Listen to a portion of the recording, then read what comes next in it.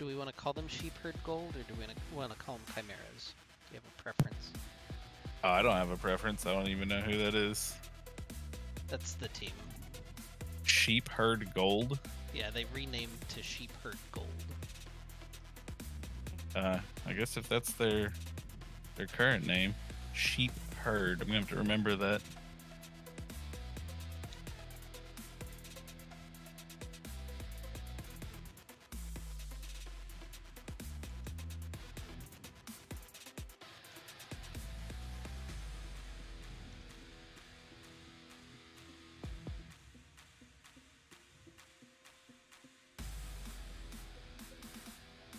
I need you to give your branding rant to the kids in this league like you did back in Get Wrecked. Yeah? Yeah, well, give me a cup twice. Like, what the fuck is that?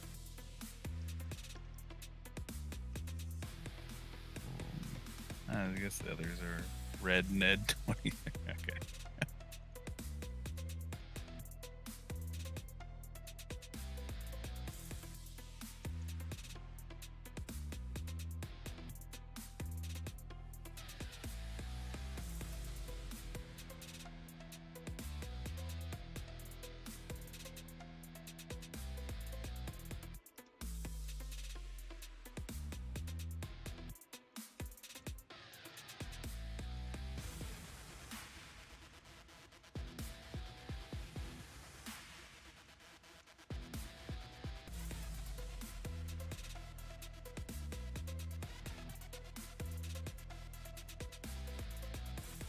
I mean, I haven't seen anybody name change every week, so my personal branding rant need updated. True. I just mean something, I don't know. Give me a cup twice is just, I don't know. Maybe I'm just a boomer. It's, you know what? It's me. It's me. It's not. They're fine.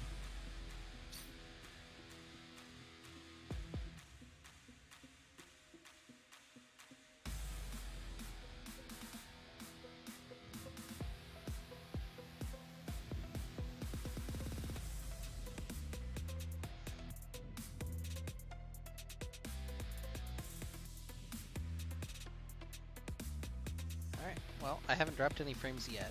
Also haven't done anything, so that's like a good start. Solid. Do you have the monitor up where you can tell where you're dropping them, if it's your network or your PC or? I I don't. Well, I guess I should ask: are you using Streamlabs or OBS? OBS Studio. Hang on. I need the LAS logo. That one.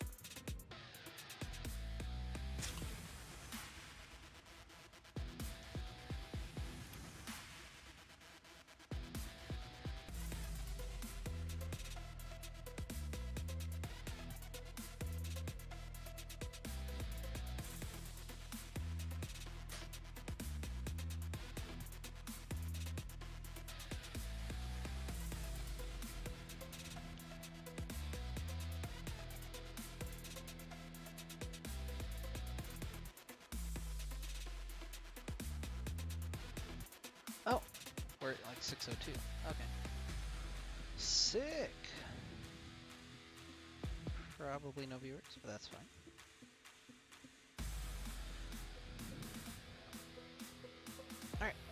Alright. You ready? Yeah. Okay. Oh, there are people out there. Neat. Well, welcome to the stream.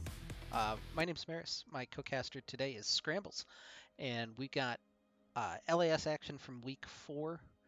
Our first game is going to be RotM Pain and Panic. They're coming in at 2-0.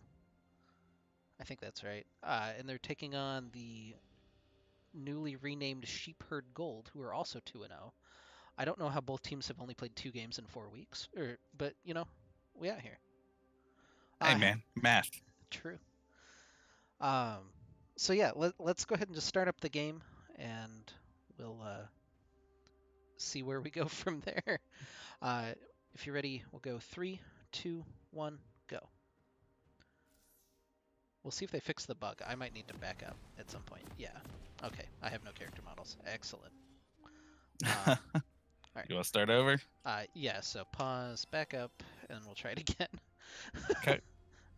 3, 2, 1, go. Maybe I got characters. I have some. Let's go. Okay, we got all 10 of them. Hey, we in it. All right. Well, sorry, go ahead. I was just gonna say I'm yet to see that bug. You have yet to see that bug. I have experienced it, every week for the past 3, I think. Wow. It was 2 patches ago that they janked everything. We'll see if everybody has auto attack animations. That's always the next part. Anyway, on the blue side of the rift, wearing the blue health bars are Return the Middle Six, Pain and Panic, Papatito in the top lane playing Mordekaiser, Gid Shadeslayer in the jungle playing Volibear. They're going to invade, because of course they are. Pillar going to land, Seishin and Red Ned, forced to split up. They're going to get rooted up. Actually, that's a lot of damage onto Red Ned. They're going to flash forward, igniting him. Kid flashes over the wall, gets the stun, but onto Seishin. It's first blood on the Boomerang Blade to Dream Unforgiven. I like it. I like it. That's the mental warfare is already won. Like, the game's over. They might as well go next. Yeah. Poro Flambe in the mid lane on Lux, Dream Unforgiven, and Matsuro 5 in the bottom lane playing Sivir and Trundle. I see in the chat Zig said he had to tie his shoes, so that is potentially the information that RotM needed in order to take advantage of that window. Yeah. You want to introduce the red team then?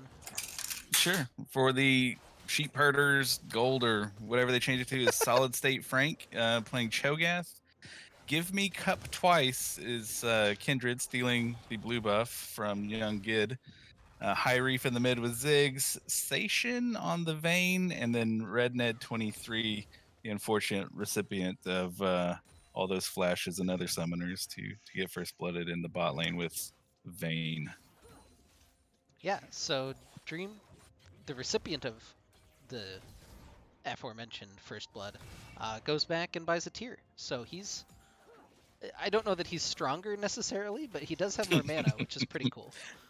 Yeah. So, unlike the 6-item Sivir, I feel like that will help him peak a little faster. Since he's playing the Dark Harvest Q build, I assume. Yeah, he is. Yeah.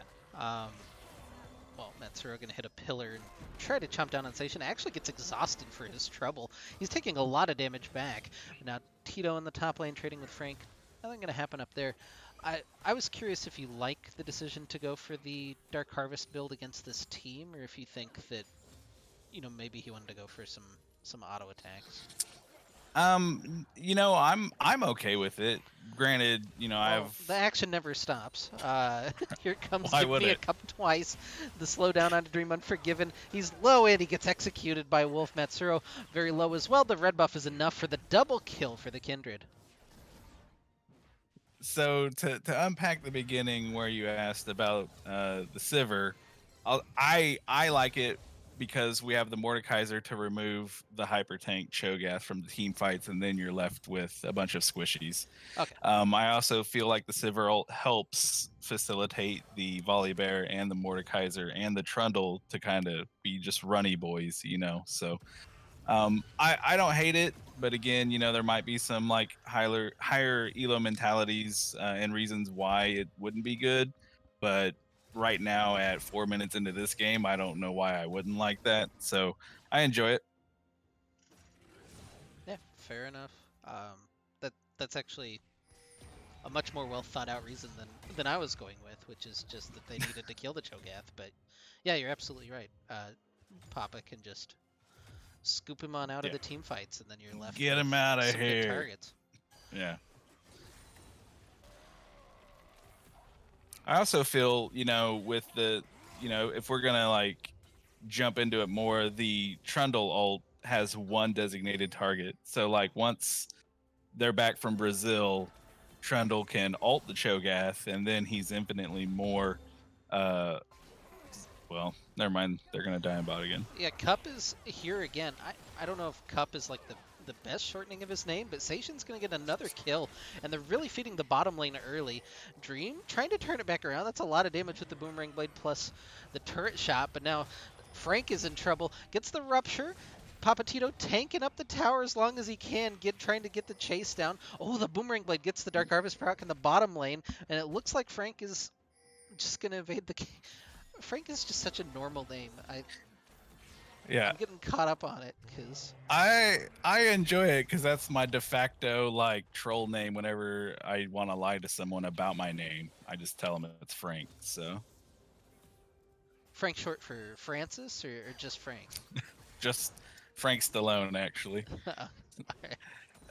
Alright. That was a really good dive in top. I was glad to see a response. You know, obviously sheep herders are looking to make plays bot and to spend some time and resources there. I like that Gid, you know, went top to help try and get the Mordekaiser ahead. There was a big wave crashing into it. Probably turns out a little bit easier if Volibear is already 6 when it happens, but sometimes you get the windows you get to make a play. Yeah, and I like, well, Matsuro going in gets the chomp down onto Station and the Ignite. He's really low. Can Dream get any damage through onto the Vayne? Dodges away from the Boomerang Blade. Meanwhile, in the mid lane, do you want to go with Cup? I guess Cup is like the only like, yeah. Cup and High Reef just trying to get on top of Poro Flambe, but he's able to navigate that pretty well. They actually blew the Ziggs ult to, I guess, push in the wave. Doesn't look like they got a whole lot for it, though, in mid. Yeah, I would go with Frank, Cup, Reef, Sation, and Ned. Yeah, fair. I'm a little concerned at Matsuro's level at the moment. I understand just giving Sivir time to be alone and get solo XP. I don't know exactly how close he is to 4, but he's getting there. Yeah, it is a little worrying if he gets a little bit too far behind. Frank's going to get taken to Brazil for the first time this game, and we'll see how he acclimates to everything. You know, Olympic Park over there, decrepit, but he's able to walk away, and didn't have to burn anything too significant in the process either, so we'll see. He does have to reset, and the CS lead starting to mount up for Papatito. Yeah. I don't know. I feel like the bot lane here doesn't have to be uber aggressive. I feel like we're just kind of rolling our summoners on cooldown here. I understand we picked Halo Blade's Trundle and we really want to kind of abuse that, but you know, Vayne being short range helps, but at the same time you're kind of going to a Seraphine. It just seems like we're having to spend a lot just to get close and try something. Like, I would just let Sivir push Vayne under turret and make her farm under that tower. I don't know if that's an option anymore, but yeah, top lane, meanwhile, Papatito under threat. Already has been hit by the Mega Inferno Bomb, and the rest of the squad is there. Frank, it's Frankie. It's an I at the end. Ah. Well, I thought it was the number 1 for some reason. I don't know why I can't read, but, you know, we in it. Yeah. Meanwhile, in response, Pain and Panic going to look at the Dragon. High Reef is going to look at his health bar almost disappearing. Poro Flambe taking a big chunk and forced him off to the side. We'll see if he can get any more damage down. The way we're focusing on Reef makes me think something terrible is about to happen to him, but I don't know what it would be. So, looks like he's okay.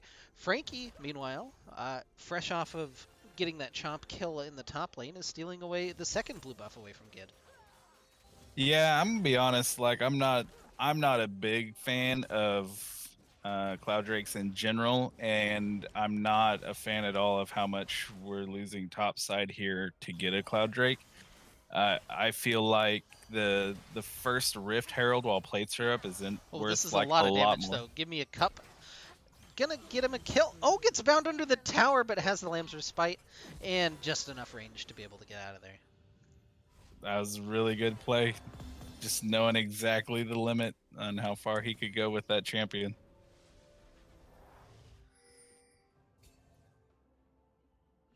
Well, High Reef going to return back to mid lane.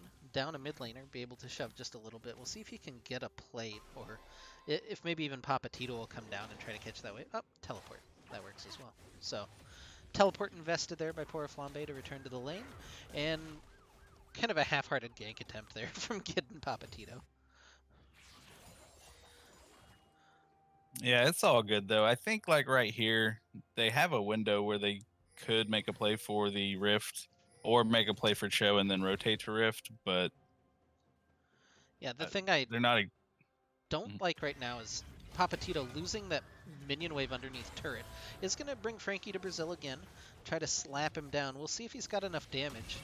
No passive. There's the passive starting to stack up finally. He'll escape from Brazil and force the flash. So I was a little worried given the last couple of minutes up in the top lane. Oh, really good spell shield by Dream. He's able to get away from the Encore. I think that's the Seraphine ult name. That sounds right.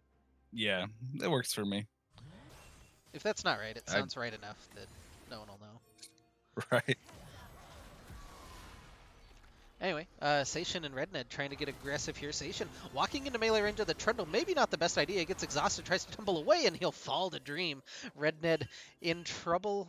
Not in trouble. It's just auto attacks from the Sivir that are left. And meanwhile, Cup and a Mega Inferno Bomb are here in bottom lane trying to cut off Matsuro. He's got the flash away. He's got the moves. Meanwhile, Dream is an alcove gamer. Takes a little bit of damage. Redned not able to land the snare. He's got the spell shield and the flash. And it looks like Dream has also...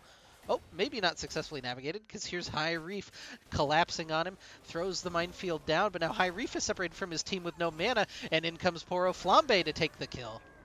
Nice. That was really good. They didn't have a wave. It was a little ambitious by Reef. But Dream's footwork from the alcove out, and he spell shielded the Kindred-y, didn't he? Yep. Yeah, that probably saved his life. Yep.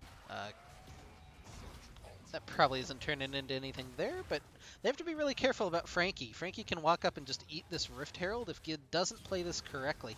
Oh, he walks up. It's almost in range. They're trying to turn on the Cho'Gath, but he's able to nom it away, so the Rift Herald is just going to sit there really awkwardly. You don't want to puppy guard it like this, because it actually takes forever to disappear. And they actually changed it. It should despawn rather quickly now. Oh, well that's... Yeah. It used to take like 8 years, like a Morgana binding. Yeah. But see, it's already gone. Well, I guess you can puppy guard it now. Yeah. That I feel like that was a really good change because yeah, sometimes you would just end up, camping that thing just forever. Well, Papatito gonna pull Kindred into the Death Realm, and I don't think that that's exactly the fight that he wants. Yeah, he has to chill on the edge of his own Death Realm, and Frankie coming to gank his own lane. Cup taken pretty low, though. The flash forward from Giddy doesn't have the ultimate, importantly, but now they're all walking forward into Lamb's Respite. Frankie doesn't have his ultimate during this, but Mega Inferno Bomb over the type is going to finish off Gid. Papatito trying to trade one back, but it's not quite enough damage. Now Poro Flambe walking in. Does he have the range? Does he have the vision for the Lux ultimate? He does! Oh, the Comet kill! Or the Airy kill, excuse me, from Poro Flambe takes down Cup. Yeah, Airy OP. So, an interesting interaction that I'm going to be looking for later. We didn't have the opportunity there in that skirmish, but Sans getting the Hyper Tank out of the fight, once Kindred ults, whoever Kindred ults for, you can take that person to Brazil, and there's no more Kindred ult. And just destroy them down there. Yeah. So I'm anxious to see if we get to witness that. Yeah, it feels like Papatito might just need to be a little bit more patient with his Death Realm usage. He's been very aggressive with it. Like on cooldown, been sending people to Brazil. The favela's very nice this time of year, but right. Well, they're brushing up on their Portuguese, so true. I mean, it's basically the same as Spanish, right? So. I mean. Man, look at Frank. He's got the blue buff on cooldown here. Yeah, like high prio for him. He does really have that spawn timer. Meanwhile, RotM more interested in the dragon spawn timer, which I think is fair. But for members of Pain and Panic converging, we'll see if the sheep herd want to contest. As it is, Cho'Gath has just sacrificed top lane tower for blue buff, which maybe that's worth, but Gid looking to pick a fight. The pillar not quite able to slur him up. Jesus. That's a lot of damage. Poro Flambe eliminates Cup from the map, and that is probably the pick that's going to signal the dragon for Pain and Panic. Yeah, and Cho'Gath walking top without teleport should basically mean this is free now. Yeah, even eats a minion, so he's got no threat. Exactly 0. Mega Inferno Bomb just to try for a cheeky steal, but Gid handles that fine, and now it's 2 dragons on the board for Pain and Panic. They have a gold lead. Still at a small kill deficit, though. Yeah, but I think in the next, like, I don't know, 5 to 10 minutes, we should start seeing this swing even harder for Pain and Panic, just based on team comps. Sans the Seraphine ult, again, there are probably high elo reasons why it's not good, but to me, I just see that working really well with them all running in. Yeah. We'll see what they want to do. We've seen Dream opt more for this shove. He's not getting a huge amount of value out of it, just like a 5 CS lead, but it's allowed him to rotate faster to objectives, which has paid off for him. So we'll see how they continue to play. Cup is invading right now, but on the bottom side, Matsuro and Gid looking for the dive. Ned is very low already. One more auto is going to finish him off, but Matsuro going to get traded out, but it's the 2-for-1 underneath the tower, and you take those more often than not. And Cup going to get caught by the hook from Papatito. I don't think that was even a mark on the Gromp. That's just an invade taking the camp. Yeah, I see Volibear bot, so I'm going to take his camps. The other thing is it didn't even have to be like that. Like, the Volibear ult could have shut down that turret. I think we could have saved our young Trundle there. But at the end of the day, it's fine. Yeah, gonna work out the 2-for-1. I have to be careful here in the mid lane. Light Binding not quite gonna land, and he's gonna have to use his flash. A little chunk of damage. A little unfortunate to have to use the flash in that situation, but happens. It sure does. I wanna click away and look at stacks, but things just keep happening. Gid is now looking in mid lane, and High Reef with the cheeky satchel over the wall, but there's the Light Binding on to Cup. He's going to have to use the ult, and now in comes the Volibear ult. They'll tear through Cup, but it's traded back. High Reef has a lot of damage early on, and yeah, in come more people just collapsing from all sides. Ned has joined the fray as well as Papatito here in the mid lane, and now there's no minion wave because Ziggs exists, and RotM has to decide what they want to do now. And it looks like they're going to decide to just give up their top lane tower. So if you're interested in Cho'Gath stacks, it's 7. Oh, High Reef? 8 now. No, he's fine. Okay. All right, 7 or 8. Does he have all his minion he's stacks, or can you tell? I can't tell. He has 6 minions chumped. That's 6. Okay, so that's full. Yeah. Yep. Now Kindred's at 2 marks, so that's big feels bad because Kindred's gonna need to get, pump them numbers up to feel like a champion. Once Kindred gets to 4, it feels pretty nice. 7 feels better. 10, you just feel amazing. So we're a long way from that. Yeah. They got the pick on High Reef, which means that now the wave clear is pretty minimal. Matsuro's going to die, but he trades himself for the mid lane tower. Dream in a little bit of trouble, but he's got just enough defensive tools to be able to get out of there. Poor Flambe walking aggressively forward, but he's got no mana.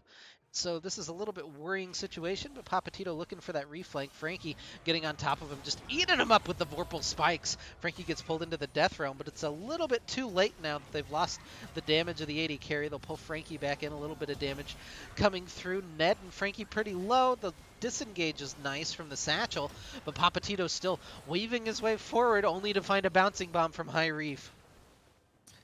Yeah, so that was one of the interactions we were looking for. The timing was a little different than maybe was best. But yeah, I think even after we came back from our adventures in Brazil, we could have walked out of that, and for some reason we didn't. I mean, maybe the comms, maybe something different was being communicated in comms, different intents and what we thought could happen there. But at the end of the day, there's, no real threat of them losing any game-breaking objectives, so it's just a little gold that exchanged hands there. Yeah, I think the biggest issue was poor Flambe not having any mana. I think if he did, that fight could look potentially different. You can maybe find a pick on the Seraphine or the Cho'Gath right after Brazil happens. Yeah, for sure. I'd like to see maybe a little more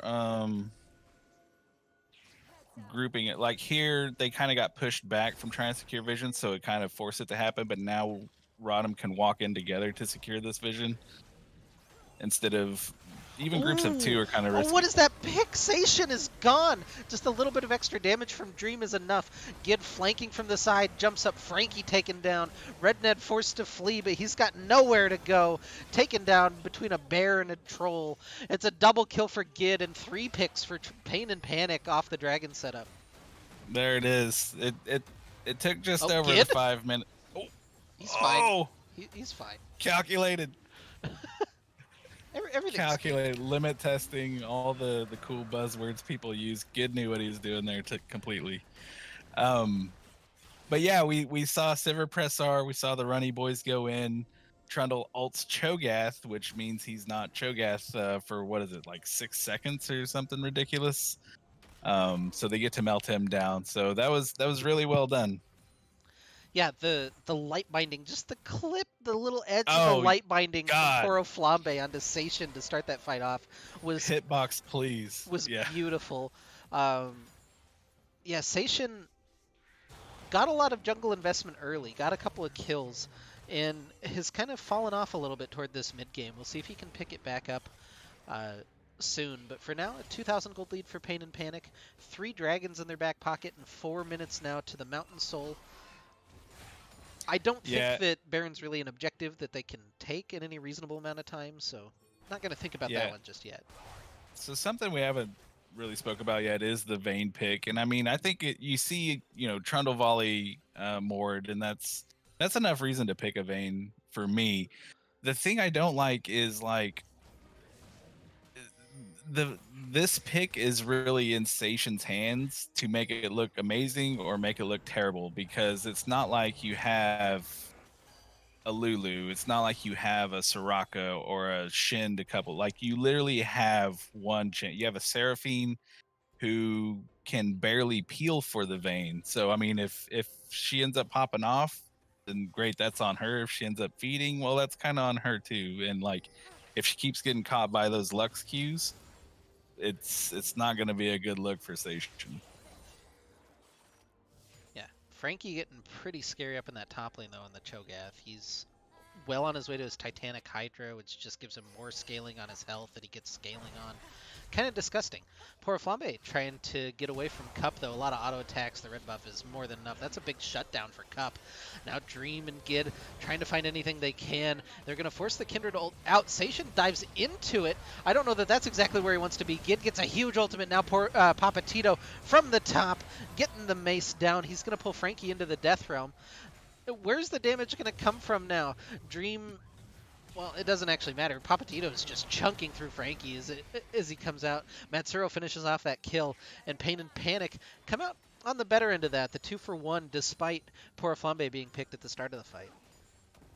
Yeah, and again, I just don't, like you said, where's the damage going to come from? You have 2 consistent damage sources, but even Kindred jumped out of her ult at the end there, so Cup like dives out of his own ult, doesn't get the heal pop at the end. I don't think it would have mattered, but it's just not, there aren't a lot of tools to keep those carries safe, in my opinion. Yeah, and they do Baron fast enough, as it turns out. So 5 purple buffs for Pain and Panic. They'll take that at 23 minutes, and now pretty firmly in control of the game. About a 4,000 gold lead for them. So I feel like, and I don't know when he got his last round of buffs for it, but maybe we're not calculating the Mordekaiser, damage to the monsters, because like right now the big brain, I think it's coming out of Korea, is the more jungle, where there's a couple of different builds I've seen, but I don't know how much solo queue you've been in lately, but more jungle's been kind of coming around, and I don't know if it comes out of Worlds. I don't know if it's that kind of pick, but I've been seeing it in solo queue here lately. Yeah, I still just don't want to live in a world where Tryndamere mid exists, but oh my this gosh, is apparently yeah, the world that we live in. So I had my Tryndamere rant on the last week, so did I'll go through it again. But well, did you flame Tryndamere or did you flame Doinby?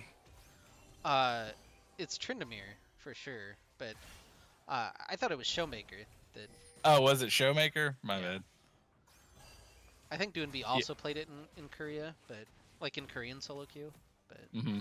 I I thought that Showmaker was like the pro originator. I'm sure that there's some one trick that has it as his claim to fame now. Matsuro getting caught though, getting condemned into the wall. Gonna get pretty tanky stealing Frankie's stats, but gets nommed down. A lot of damage coming through from Poro Flambe, able to chunk through two. High Reef is in trouble on the top side of the fight. Gid is trying to solo him down, but this has devolved into a bunch of 1v1s. Now, Sheepherd have been able to recoalesce, but the 1-for-1 comes out. Big Mega Inferno Bomb over the top into the Rupture, and that's going to spell the doom of Pain and Panic. Although, look at the Boomerang Blade, the double kill on one Boomerang Blade from Dream Unforgiven. He even gets 3, a triple kill for Dream. It's a quadra kill for Seishin, and Frankie is the only one left alive at the end of the fight to try to take the dragon. Yeah, and I think there was a lot going on there that we had previously discussed, just kind of culminating and both sides doing things that they needed to do rather well, where Cho'Gath actually lives through the Trundle ult so he can be a tank again. Lux got some good poke damage down early before the fight started. But then the damage dealers actually kited back, and once they had their tank back in the lineup, they were able to sit there and do damage. And runny boys can only go so far once they hit that Cho'Gath with his tank stats. Yeah, Seishin had a really good fight though, getting the quadra kill, eventually Yeah. falling at the end to the wicked Boomerang Blade from Dream. Yep. Yep. Yep. Oh, is We talked Matsuro about. gonna find him? Oh, what a monster! Wow, that's almost bullying at the. That's the Trundle experience, right? You know, Yeah. sometimes you're just like 4 levels behind a man. You go up and ultimate kill him. Right, because support reasons. So, like, how did he see him though? Because that ward wasn't there in that tri-bush. I mean, there's a ward on blue buff. I don't know if that was there at the time. I He think just knew. I think they saw him walk away from Dragon, and they didn't see him go by blue buff. So he's either in that tri-bush or he like went into the lane, which doesn't make any sense. Yeah. Right? Yeah. Playing the odds.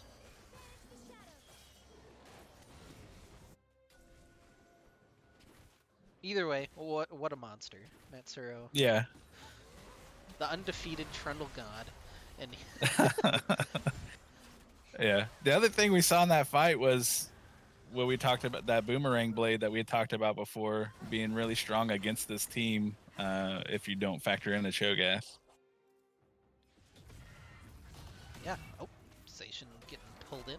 That's a little more damage than he probably wanted right there, but he'll be able to heal up nicely. And now maybe in a little bit of trouble as Frankie has joined the fray. He's going to pull Frankie into the Death Realm. I might have taken Seishin in this situation, but we'll see. He's actually just beaten on Cho'Gath, gets the double pullback. He's got the healing, but he gets knocked down by Frankie. In comes Matsuro, though. He ulted Seishin. Again, I think the target selection just a little bit off, but Gid's going to finish that one off. It's a shutdown, and now they'll slowly chunk through Frankie. It's a double kill. Oh my god, that light binding. Yeah, we started that one off with the bold one at a time strat. Oh, Poro's been just a pixel off of like 3 light bindings in a row. Big Seraphine ult onto 3, just going to pull Poro Flambe in. He'll take a big chunk of damage, but Ned, Reef, and Cup cannot fight right now, and Pain and Panic will continue to press through the base. Yeah, I like it. I like everything I'm watching right now. This is, I'm legitimate with that. Like I like watching pro play, but there's just a level of like collegiate and challenger and even just high diamond and stuff that I don't enjoy so much. I like the madness. I want to see flashes come out and plays get made. So I I enjoy what I'm witnessing here. Yeah, I appreciate all of our teams. We don't have one of those teams that's out here trying to play macro. We just have 5 teams in the org right now that are just trying to scrap with people nonstop, and I love them for it. So Yeah, thank you guys for giving me I'm games here to for it. cast that don't bore me out of my mind. Oh yeah, it's even worse. Kindred's at 5 stacks now, so she's feeling better. Cho'Gath's at 11, so that's legitimately getting up there. Yeah, Cho'Gath's a pretty big boy, but he's just now starting to buy some resistances, and that'll make it a little bit more difficult. We probably won't see, now that he's got the Abyssal finished up, Papatito and Poro chunk through him the way that they have been. But on Baron spawn, they're going to start it up. Poro kind of playing linebacker here as Lux. That maybe not the character that I'd pick in that role. But now in come Frankie and Cup, and the Baron Ooh. is just gone. Cup and Frankie didn't get remotely close enough to try to steal that. No, and you could see him coming too. So yeah, the Baron take is a little bit faster than we anticipated in the beginning for Pain and Panic, which is good, especially in that case, because I feel like if Cho'Gath makes it there, that's obviously a big problem. Hopefully we would have gone with some target selection on the Cho'Gath for a couple of ultimates, mainly Brazil and the Trundle ultimate, maybe even an Ignite before he made his trip, but didn't come down. Jesus Christ, it's not healthy for the game at all. What I don't want to see is what Pain and Panic are doing right now. You have Baron buff, you need to push some waves. You can get Dragon later. Dragon isn't Yeah, the big issue. You got the purple buff. Push the minions with it. They're kind of doing it. I really don't know about this 1-3-1. Right. Maybe not the champions I would have assigned. Like Tito top is great. All right. Well, the airy kill again. Poro Flambe. Yeah, they're just gonna win 3-4. Get us onto him. They have to be careful about Seishin on the backside. We're gonna watch the tanks fight though. Double kill for Gid. Meanwhile, Dream finally finishes him off. Seishin trades himself for Poro.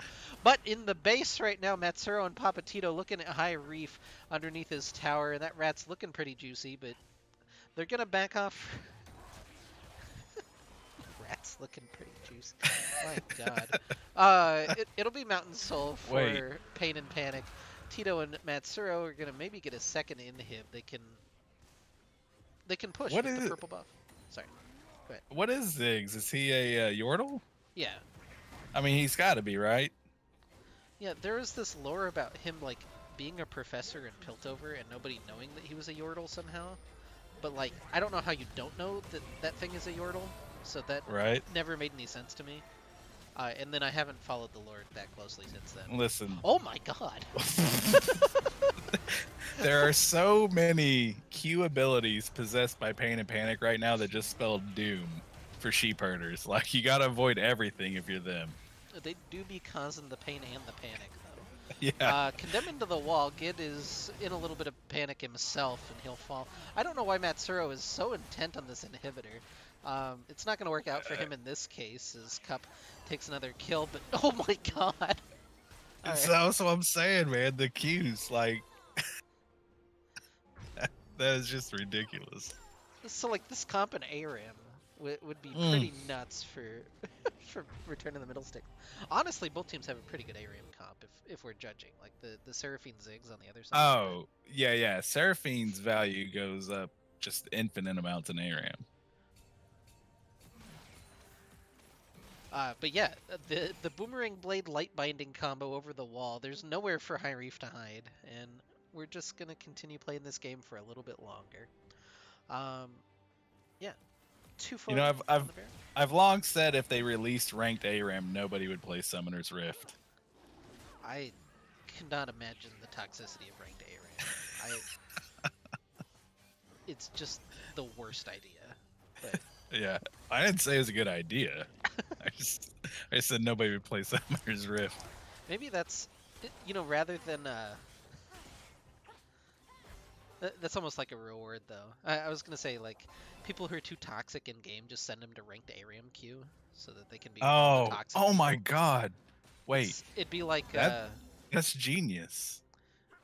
Like, that's because they just redid the AFK punishment, right? Yeah.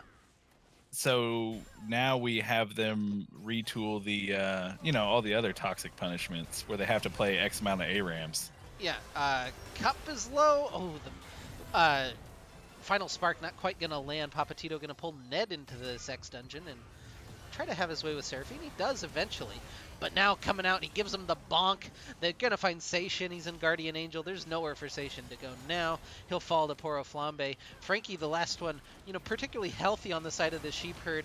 He's getting bound up. There's enough CC, just enough from Pain and Panic. He tries to eat Dream, but it's all for naught. And Pain and Panic's going to, well, somehow Gid just soloed High Reef back behind the play, so that's pretty remarkable. But Pain and Panic are going to take game number 1. For sure. Well deserved in my opinion. Just I liked their comp better going into it.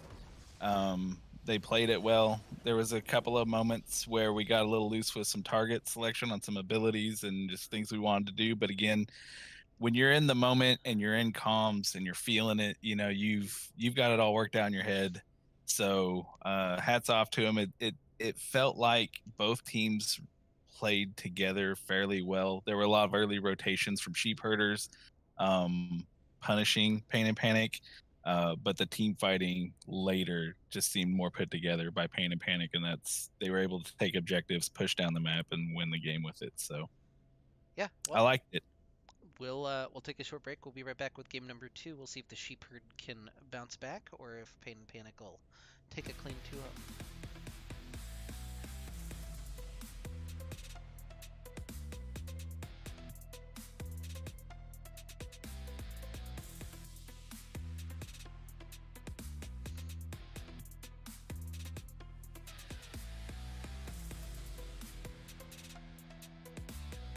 Kid is still only in game 1 of that second round. Jeebus. Or game 2 of the second round.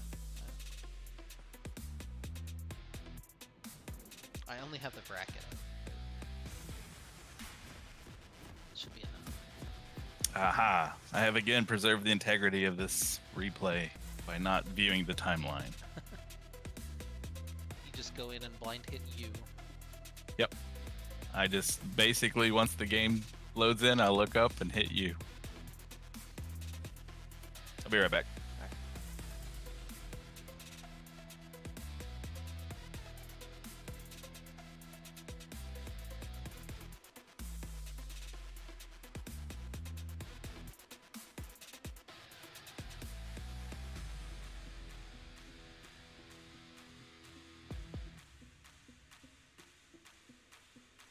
Apparently all 9 viewers are bots. They know type in chat.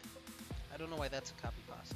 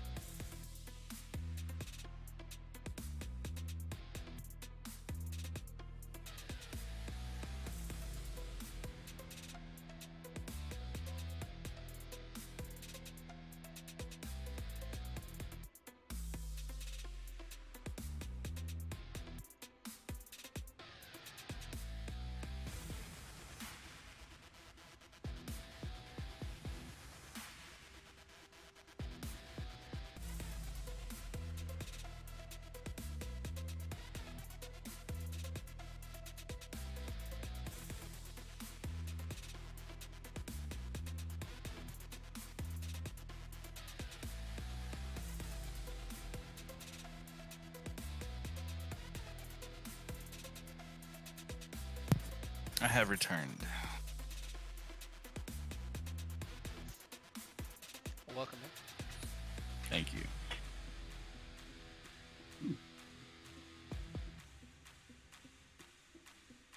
Alright, well, are you ready for more exciting League of Legends action?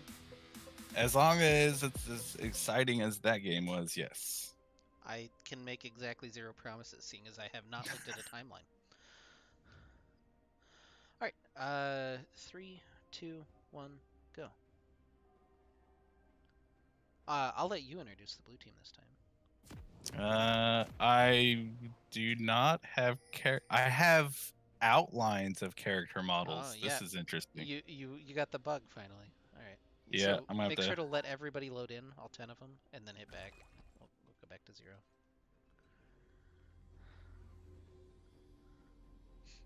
Okay, I should be ready. 3, 2, 1, go. How's that looking? A lot better. My station A has lot the better. Immortals emote. That's a choice.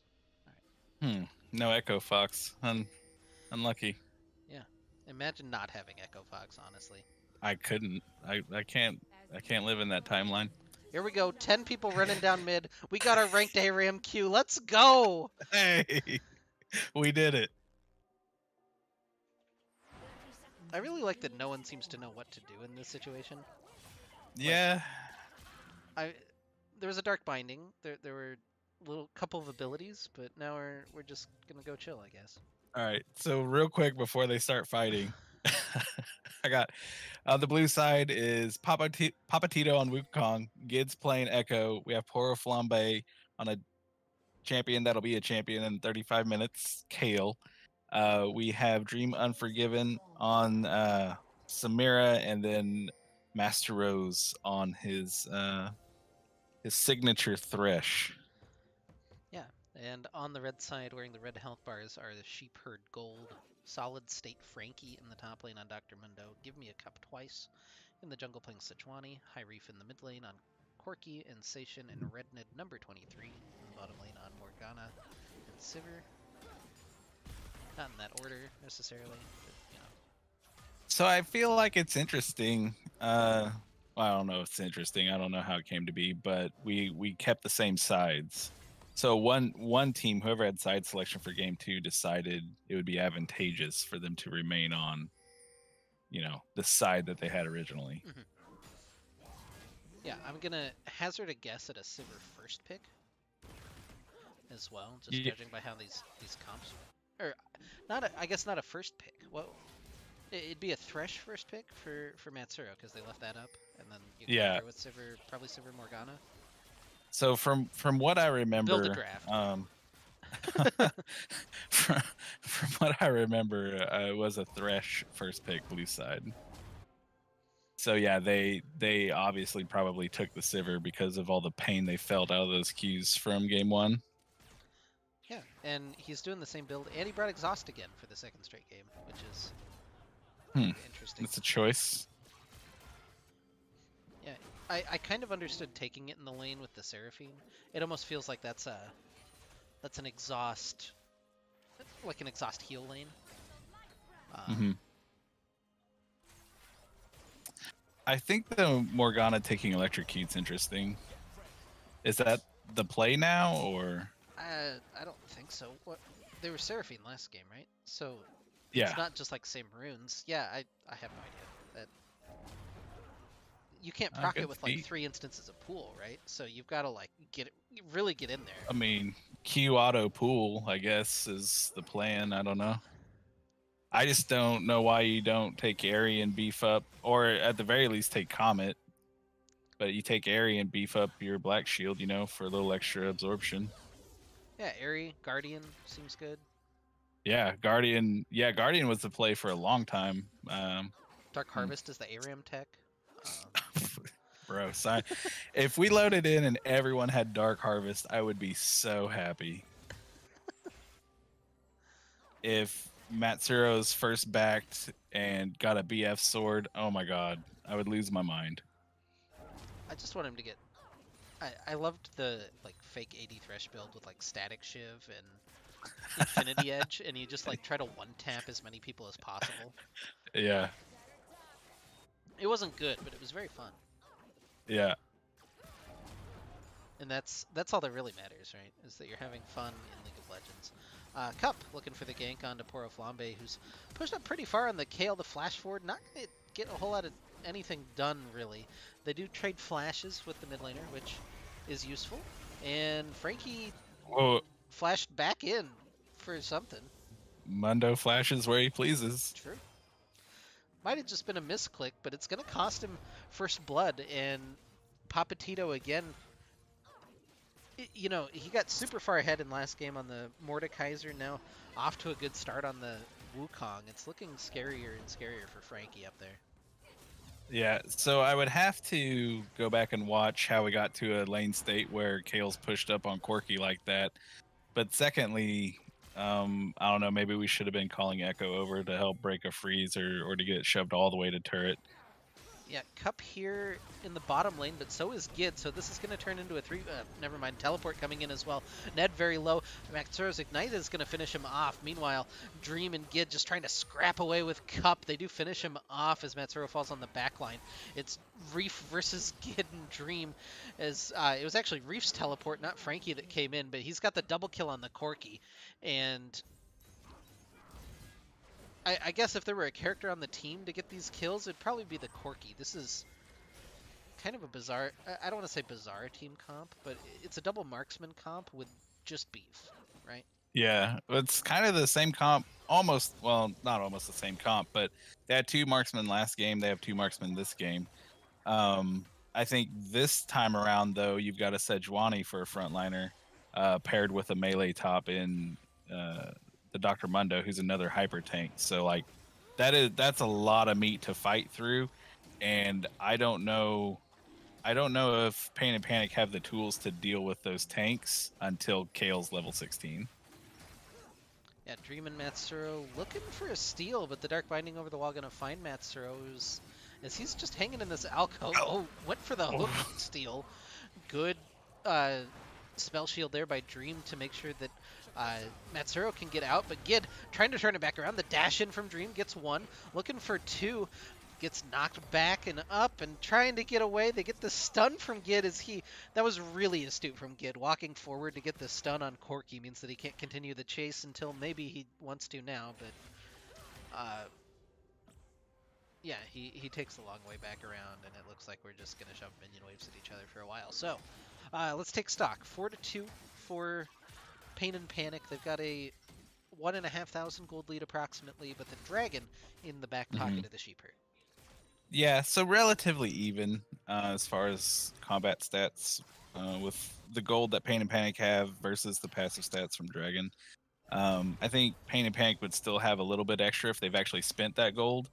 It can be a little misleading if you look up at the amount of gold the team has. If it's just sitting in their pockets, it's not really doing much. Like, say, Kale in mid with just a Doran's Ring. Oh, Dream almost had enough time to file his taxes there after he got bound up, but he just gets out on the lantern. Yeah, I feel like, in a weird way, I kind of caster cursed a little bit whenever I mention, Morgana bindings being 8 years long last game, and now we have a Morgana this game. Yeah, caster cursing him 2 days ago. That's the real skill, honestly. I didn't even know I possessed this power, but now that I do, I will make sure that I use it very not smartly. Yeah, that's all we can really ask, right? If you get a superpower, you have to use it in the dumbest way possible, right? Correct. Yeah, maybe that's we make a tier list of superpowers at some point. I mean, I don't know when we'll get a chance with these teams because I mean, it's been a good 20 seconds since anybody fought anything, so it's about to happen again. Yeah. I mean, I've got some good monologues prepared, but I might need to save those for later. Yeah, no. Cast later on. That's gonna be the next series apparently. Frankie is dead. The cyclone into the stun from Gid is more than enough to finish that one off. And now, top side of the map looking pretty scary there. Is Gid now 1-0-3 on the Echo, 1-0-1 for Papatito, and he'll get the shove in and make sure that Frankie either has to burn his teleport to catch this wave or continues to fall further behind. Do all the games feel like this when you're casting them? Because, well, poor Flambe has to use his ultimate, but I don't think he's going to be able to get out of there. Now Gid looking to rejoin, but the teleport coming to mid from Frankie is going to make sure that he can't re-engage on everything. And Matsuro is maybe going to flank. He's looking for a hook over the wall. Reef? Oh, that's a good hook from Matsuro. The shutdown for Gid.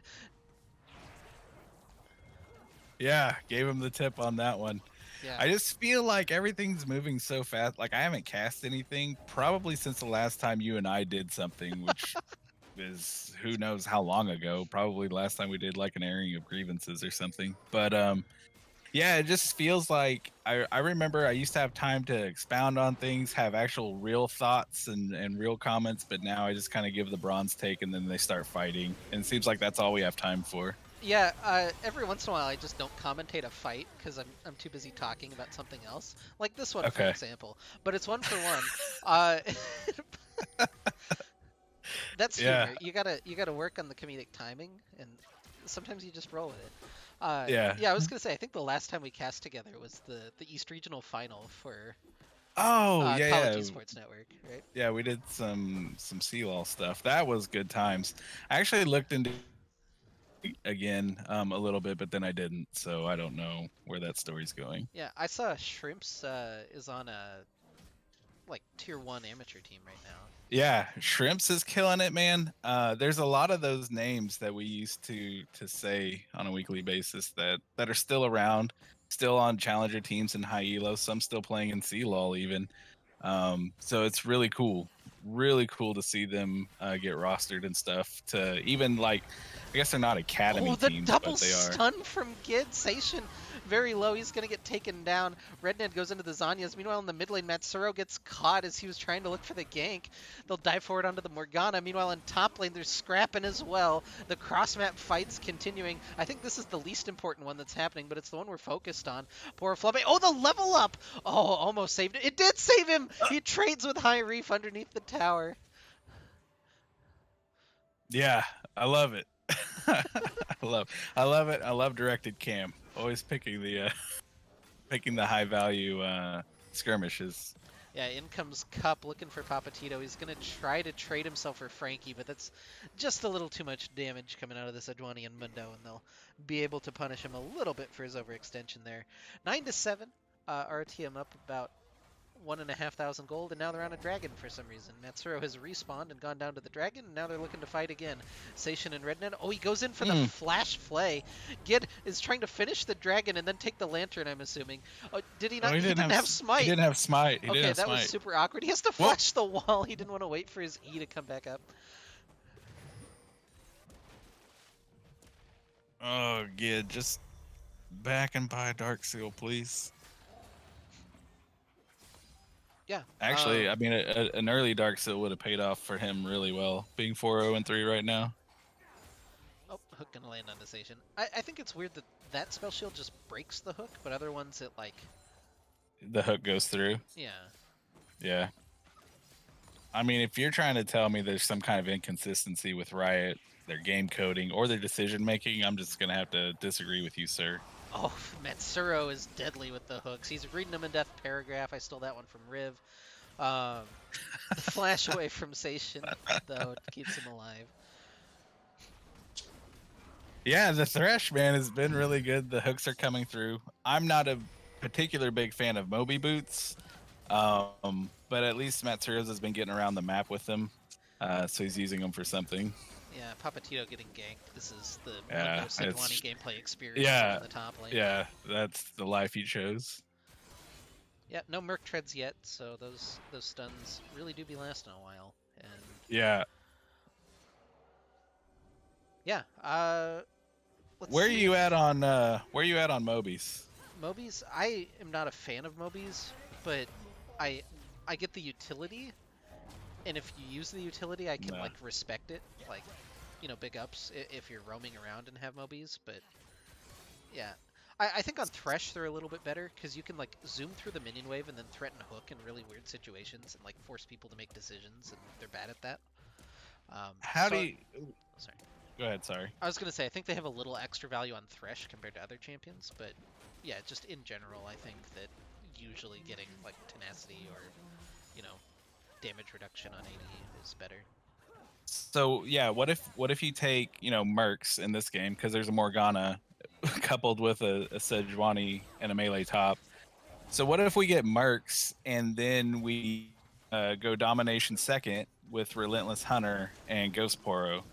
So, or a Zombie Ward, I mean. So that way you get the extra vision and the warding. He might even have Zombie Ward Well, Tito's getting the solo kill.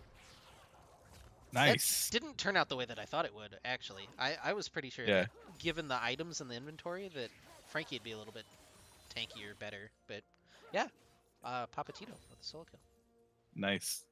I'm just saying, in my opinion, grain of salt, you know, bronze and shit. Don't buy Mobies. Get either Mercs or Steel Caps, most likely. Ionian Boots, good too. But just run Relentless Hunter, and it's like turning any pair of boots into Moby Boots. Yeah, I think Matsuro has at least made it worthwhile. He's been roaming quite a bit, and we've For sure. him mid right now. Like, he's getting the value out of him. I just hate watching people buy Moby Boots and then just sit in lane the entire game. Get looking for the solo Bolo, but instead gonna get interrupted by Cup, and yeah, the shutdown going to Sejuani. This has gotten a little messy, but Matsuro finishes off a kill. Didn't want to hand that one over to his Kale, but that's all right. That's okay. Kale I don't doesn't know that do. he 100% had that secured. Like that's True. honestly probably a fair kill to take. For sure. Matsuro, oh, he was trying to bait out and like have Seishin misdirected, but he still had the spell shield up. He didn't hit the hook anyway, but I like the look. That was pretty fancy. Yeah. In a league match like this, I'm throwing the hook. Either that or I'm asking Kale, I'm saying, Poro, do you have E? Because if he doesn't have E, I'm throwing the hook and taking it, like 100%. Yeah, Poro has his ultimate as well, which might be important to note here in a second. Anyway, we'll take a breather here. 16 minutes in, Hmm. 11 to 9. Even gold, extra tower for Sheep Herd, but that's all that really is between the two teams with 40 seconds to go on our first Ocean Dragon spawn, and what I'm sure is going to be a 10-player convergence on it. Yeah, there's an inherent advantage right now for Pain and Panic in the fact that sheep herders are using their one sweeper right now. Morgana has not swapped a sweeper. Oh, the Cyclone, they're initiating immediately onto Redned, but the binding is there. They'll lock up Papatito. He'll get the Lantern back out, but I don't know that that's super worthwhile. Gid just gets eliminated. He didn't pop his ult, and now everybody in retreat for Pain and Panic. Dream can't really get into the fight. He's forced to try to kite away, which is not when he's strong. He gets the big ultimate. He's got the Kale ult on him. He almost killed everyone, but it's just not quite enough damage. Poor Flambe falls. Matsuro's going to fall. Papatito can't join, and they're deterred. They're sent packing. Sheepherd with a huge team fight win. That that could have been so good, and it's easy, obviously easy for us to operate under perfect information, and we're not in that moment. I don't think Morg's the target we go for in that situation, because imagine that fight and Samira being able to do what she did while being facilitated with Echo still alive. If Echo hits a stun on 2 or 3 of them, use a stopwatch ult, anything like that, to stay alive and to just kind of pseudo tank them. I think that fight turns out a lot differently, but as it was, we didn't have those tools, so. Yeah, Gid's been just so close to making some good plays as well, but forced to ult out there. He's got the Rift Herald available. Everybody's just grouped up mid, so I don't think he can drop it and get the value out of it that he wants to, but... No, but even if he knocks down mid, like right now, we're 18 minutes in, getting tier 1 mid down is gonna be good. There's no plates or anything. There's no min-maxing for like 3 charges. I think just it's about to time out. Just get rid of the mid turret. Yeah, it looks like he's actually going to head to the bottom lane and grab that tower instead, which I don't hate. It's oh, that hook on Desation. He did not expect that. There's no way to really follow up on it, but Matsuro consistently looking for it. Now, yeah, Sheila dropped in bottom lane. Going to crash into the tower. And gold swinging back. We're back within 1,000. That's so much healing on Sun. Jesus. What is that? Alright. I've never noticed the healing specifically as part of it. Like, you feel the damage, but oh. Yeah. That binding was kind of nasty, though. I don't know how that snaked around all the chickens. Gid gonna get a big stun, gets exhausted immediately. Dream on the backside trying to stack up his ultimate. Meanwhile, Papatito in trouble. He's got the Inferno trigger popping. Poor Flambe with the ultimate trying to turn this around, but that just doesn't have enough damage. Station is on a tick, but in comes High Reef with the package. They'll get the cross-map ace after the solo kill by Frankie in the top lane, and the Sheep Herd are going to roll through the mid lane. Hear me out. Get Kale out of mid. Like, again, we're now 20 minutes in. And this is just my preference, and again, could be wrong, bronze, yada, yada, yada. But put Kale in a side lane. Let's get some solo XP. Right now, we've got everyone in their dog in mid, as happens in gold. And, we're just getting XP leashed off of what is ultimately the win condition, because in 10 minutes, right now we're already experiencing Mundo and Sejuani being nigh unkillable, but in 10 minutes it's going to be even worse. And if that Kale isn't level 16 by then, it's going to be doomed. It's going to be hopeless, in my opinion. I want to see him just insta-pop a team fight, though, with this Inferno trigger, whatever Kale Ultimate's called combo. That's so nasty. Uh, it used to be Divine Judgment. Is it still called that? It is. Okay, neat. I had that recollection while I was, talking around it. But yeah, I want to see that combo just pop off because it's very fun to watch. But realistically, Poro Flambe should be playing these fights like more tentatively, like more backline, just getting the autos down, just trying to chew through everything, play very boring, rather than going for the big pop-off play with Dream. Yeah. See, like, look at all this. Look at this wave bot that we could have a Kale catching solo. I'm not saying that it's bad on Samara or even for Echo. You know what I mean? Either one of those are fine. But like, in my opinion, like even if Kale just sat under tower and didn't get any farm, just getting levels is a huge value that is constantly being mooched right now by everyone else, just in and out of mid. Yeah, he's getting the farm in mid, but you can see like Gid is probably in XP range or very close to it. Yeah. Matsuro's been there. They're protecting him for sure, but yeah, I agree with the side lane. Gid has to use his ult back out. Oh, he's trying to get to the lantern. Ooh. I think he was fine just to walk out of there, but regardless, looks a little bit more stylish. And now Dream in trouble getting chased down. The other issue with Samira in a side lane is she doesn't 1v1 super well, and Cup is, showing off some of the Sejuani damage. This is a take, by the way. Yeah. Yeah, there's the solo kill. To be fair, at least he knew the Sejuani tech where he procced his E passive first before ulting. He didn't ult and then make his E useless. Yeah, he did a good job maximizing his damage.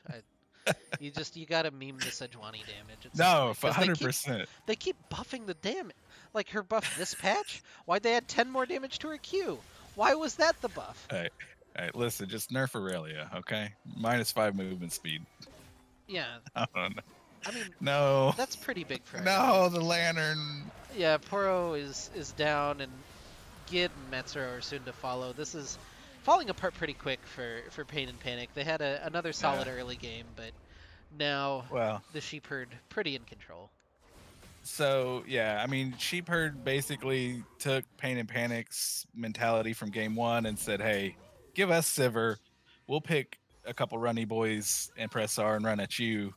And I like Thresh. I like Echo, and I like... okay. I respect. There's just not a lot of tools for them to deal with, like a Mundo and a Sejuani coming at them at, Mach 7.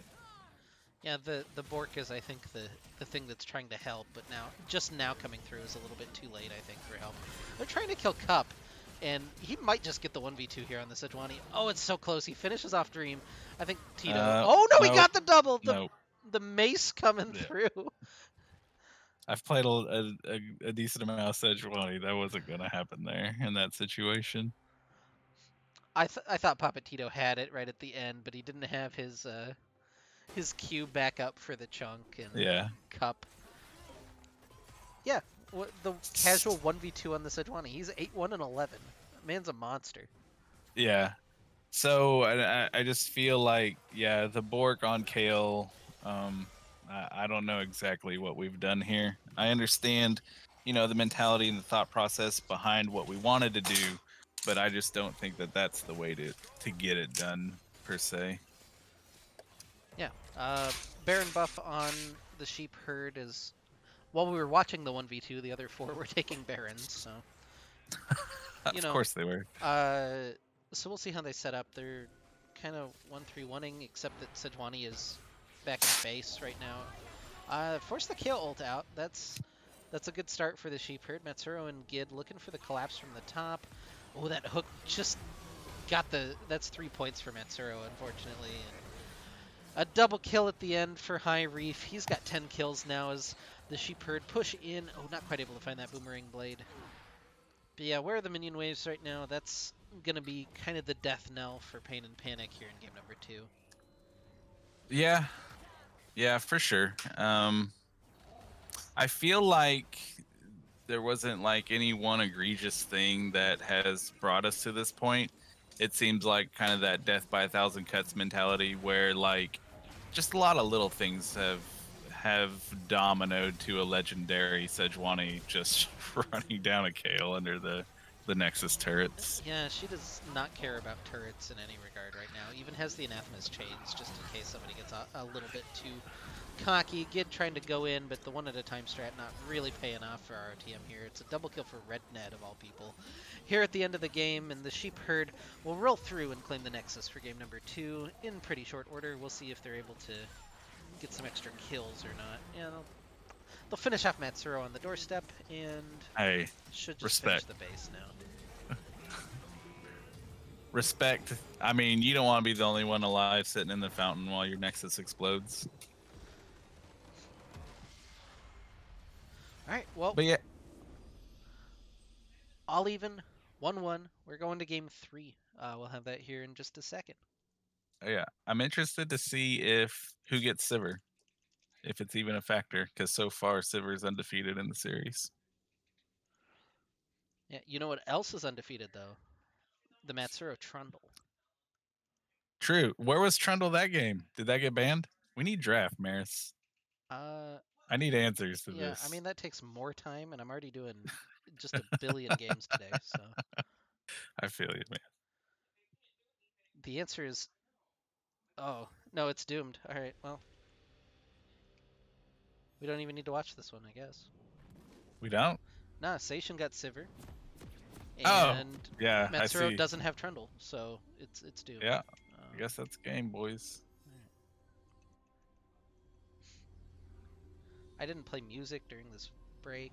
I have to flip the scoreboard. My life is ruined. That's alright. I am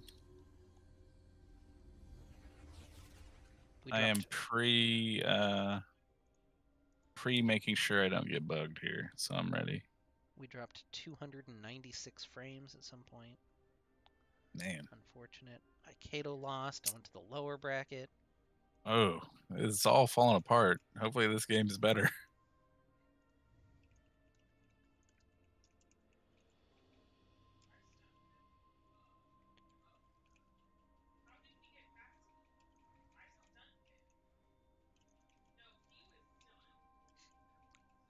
Sorry, I'm being his hype man on Twitter.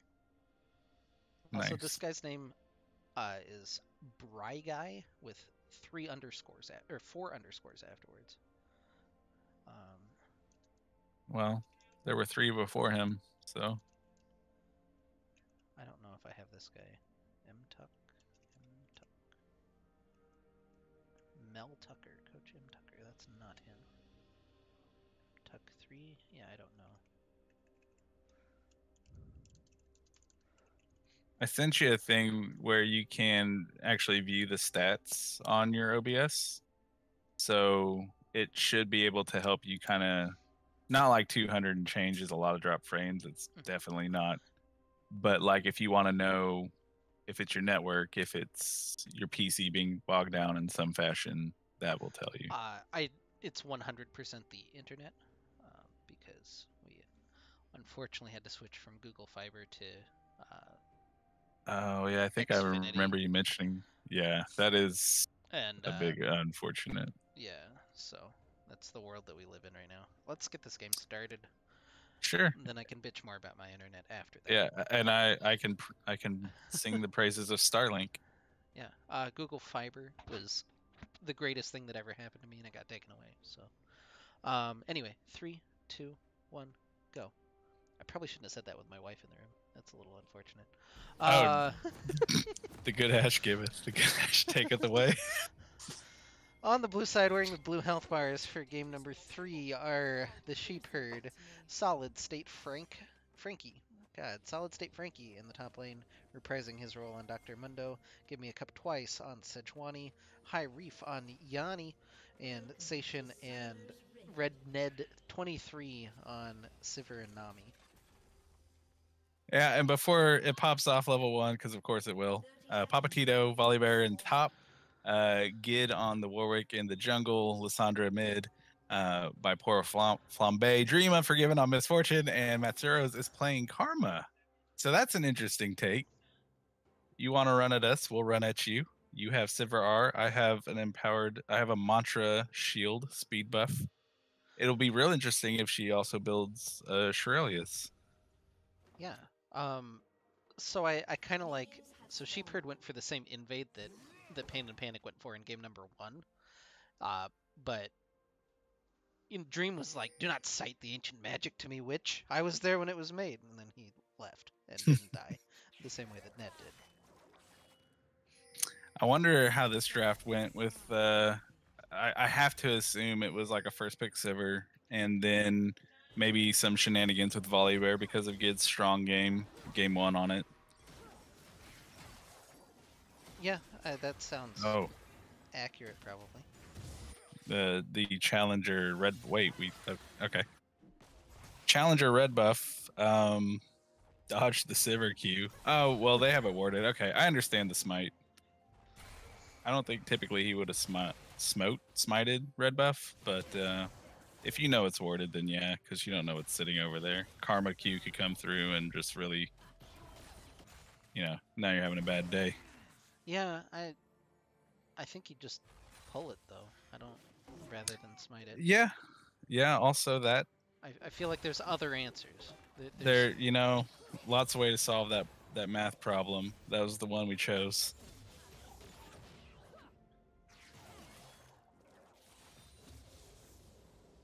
Well, these early games are so weird. Like, what do you talk about during an early game, right? Well, I think we talk about Starlink. Starlink? and the lack of your Google Fiber. Yeah. They're apparently putting it in our area before too long, but it's not here yet. So Starlink's not there yet? No, Starlink is also not here. Oh, wait. Did you guys move and that's why you don't have Google Fiber? Yeah. Got it. Yeah, it's a sad time. Yeah. Bought a house, lost Google Fiber. Really just that's poor a tough monetary decisions, Right. Cup is just stealing jungle. He's not stealing jungle camps. They've switched sides. Nice. Tito is the one invading, and he is Yeah. just trying to rip through Sejuani. He's got Gid in his back pocket, and yeah, I guess they just get this blue buff now.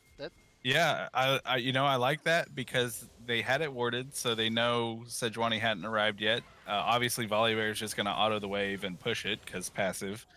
And then, yeah, that just allows the free invade between the two, so really good. Oh. Frankie doesn't have his passive back up, and Tito is going for it. Now his passive comes back up. Kind of an unfortunate timing for Frankie. No. In comes Gid. He's got first blood. Does he die to the tower? No. Oh, he's fine. All right. Okay. Gid obviously knowing the Warwick tech more than I once the Mundo passive's back up and I can't fear him, I'm probably not doing that. But clearly I'm sure there was a Q auto in there to finish him off. Is the Warwick Q an execute or is it just the heal? Yeah. It is. Okay. Okay. I'm pretty sure. Okay. Yeah, he's only got one ability in his kit, so they made it really good. What I don't like is Gid isn't playing the Earthwick this time, and I think I've only ever seen him play the Earthwick, so I have no opinion on this skin. He's going to get caught, though, and High Reef is probably going to take the kill. Yeah, he's got the little dash through. I don't know what any of Yone's abilities are called, by the way, so we're just going to describe Slashy dashy. Yeah. just like his brother, he's slashy dashy boy. So I feel like over the course of this series, we've seen Pain and Panic not be satisfied. Like they're always going for more, and in some cases maybe it's too much because we get a flash out of someone, you can call that good. You get someone to leave lane so Lissandra can farm a little easier or reset, just call that good. But we're maybe overcommitting in a lot of situations.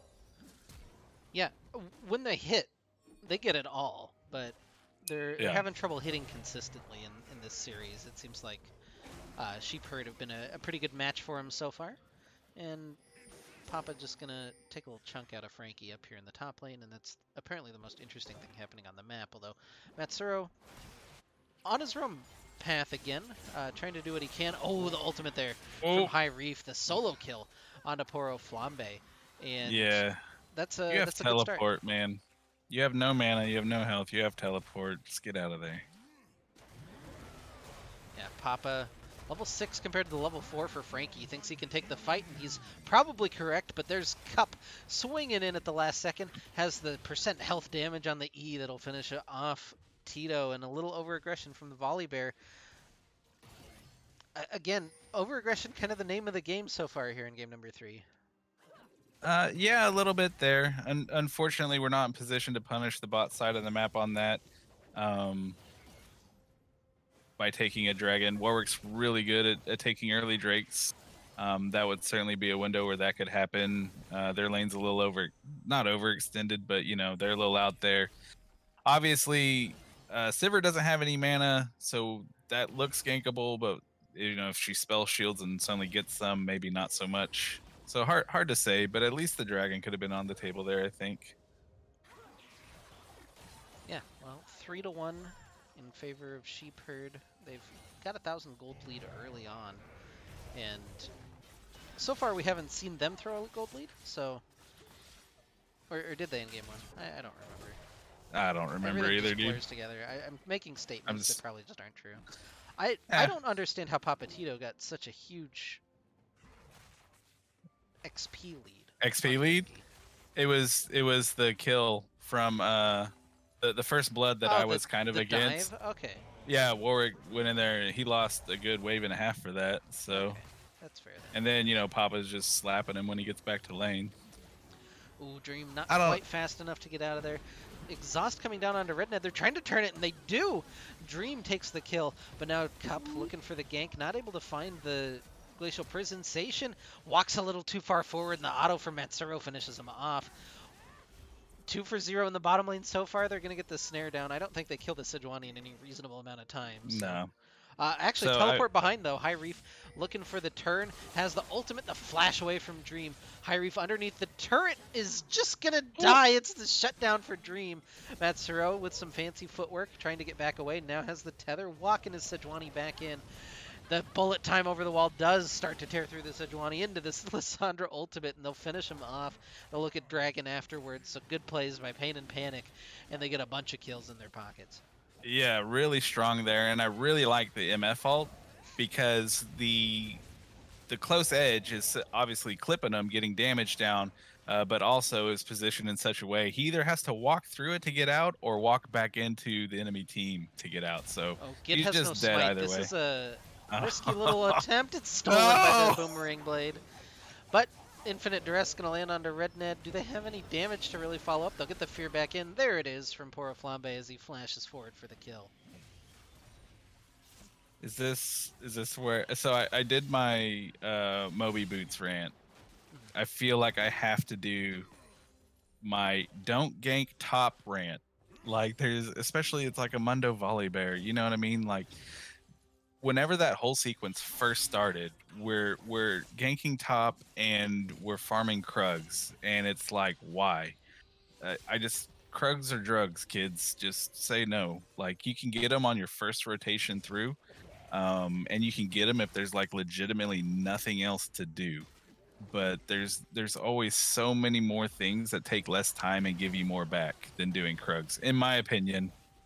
Bronze and whatnot, but I just think like that whole sequence looks a lot different if Gid's there earlier, and we're then doing Dragon in a time frame where Sivir's not there to throw a Q and steal it.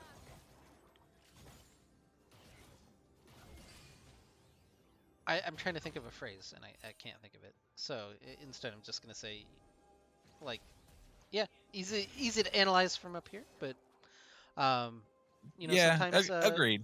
Sometimes you just get the taste. You need those Krugs. You don't though. I get it when the grip gets you, for sure. But like, fight the urge. Just say no to Krugs. Like right here, for example, we're gonna take our red buff. Our whole bot side's up. Granted, the objective is top side, so we're getting vision around that. I mean, I guess you could cite maybe the pathing would be a little bit better, because if we look at Sejuani's camps, her bot side, she's farming the side the objective's on right now, whereas Warwick's put himself in a position where if he's going to farm effectively, he's going to have to work his way away from the objective.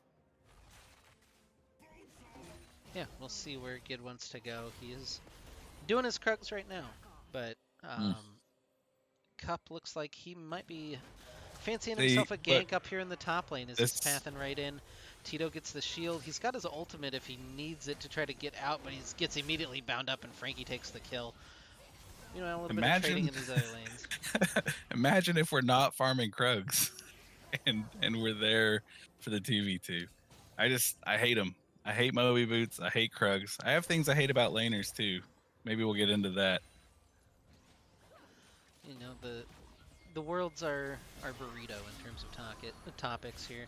Matsuro dodges out of the Yone ultimate. It's going to time out as he snaps back to his soul. Seishin walking forward into melee range again, but Karma's a little bit less dangerous to walk into, but Dream takes his third kill of the game. He's ripping through with the bullet time, trying to turn it on to Red Ned. Just not quite enough damage, Matsuro. Matsuro? What a madman. Oh. Double kill, though, for High Reef at the end of that one. 4-1 now on the Yone. Yo, I get it. He was inspired, man. He saw Dream in there like a monster, just throwing down damage, getting a kill, drops the ult, just to go out on a high note. And it's like, yeah, you want to back up your bro. You want to clean that up for him. But yeah, maybe cooler heads would have prevailed there. Could have been a better situation. Adversely, we're losing our bot side camps now. At least we got the Rift Herald for him.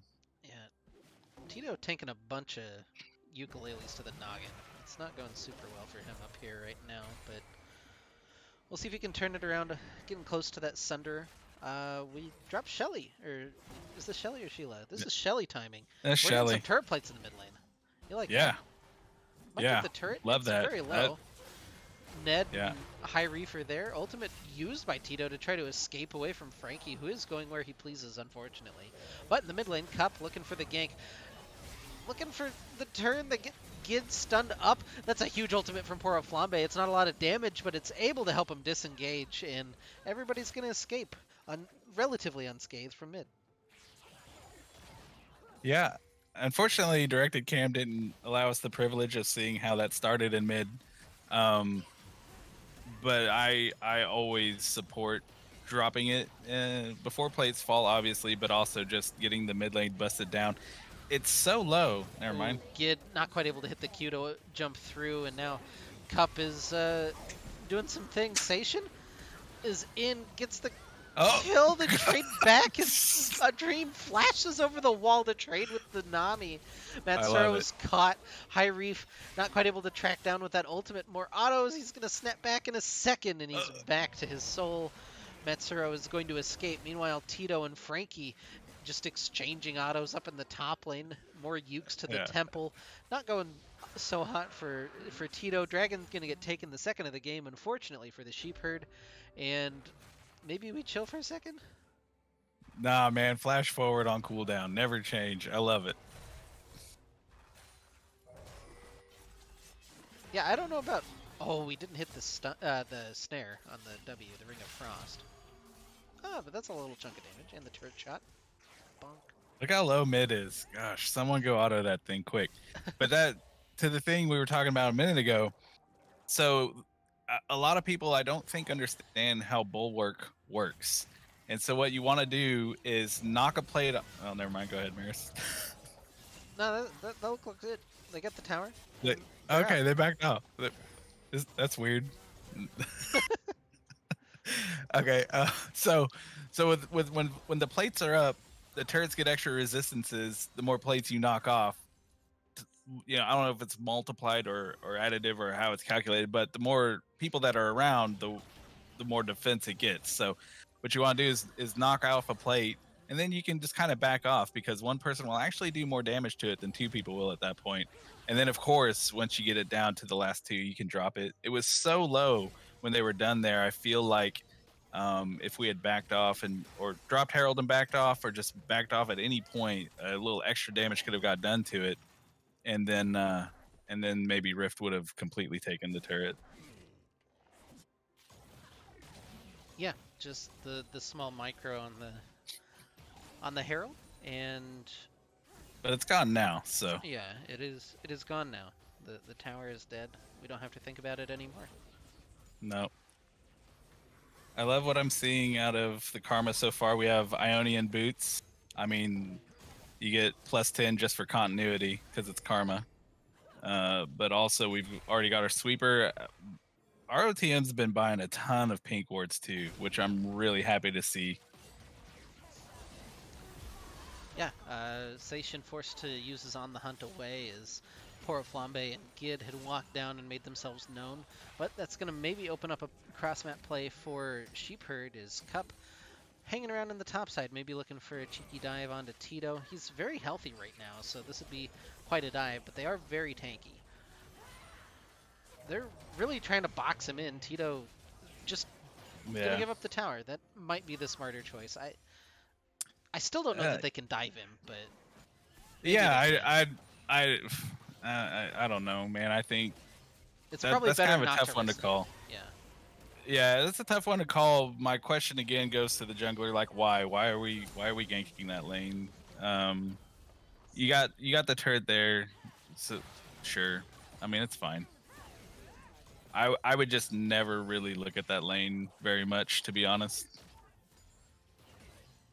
Yeah, I mean, it's at least good that Cup is getting something done on the opposite side of the map. They're using the tidal wave to try to clear the wave, but also set up for the teleport from Frankie. The ultimate coming down, the double ults onto RedNed. They've traded Lissandra for Nami, maybe not the most ideal trade thus far. Frankie has caught Dream and cornered him into the alcove, and it's a double kill for High Reef. As now Papatito able to join, looking for the Yone, gets the damage down, but there's just not enough coming from the Volley Bear and the Karma, and now the dive coming through. Frankie can tank up this tower all day, and the Sheepherd gonna get, I think that's an ace. Yeah, just barely an ace. Is Tito gonna, or Poro Flambe will respawn here soon, but the Bud Light ace for the Sheepherd. Yeah. So I'm gonna go ahead and mention at Station? 18 minutes. All right. Well. It's a tempo play, Maris. He didn't have time to back. That's 8 seconds wasted. We got to get the fast back by, and well, I guess he's got to wait out a death timer now. But yeah, and then sacrifice the Mundo for the shutdown for Gid, and even sacrifice the Yone potentially as well. He's got some shields, but he's gonna snap back to reality. Oh, there goes gravity. Oh, he's so mad that he knows. Oh God, he's actually just winning. I'm so focused on my Eminem. Get out! Mom Spaghetti. Get out, Mom Spaghetti. It's a double kill for Irie. Oh my God. Okay, so maybe that's the call.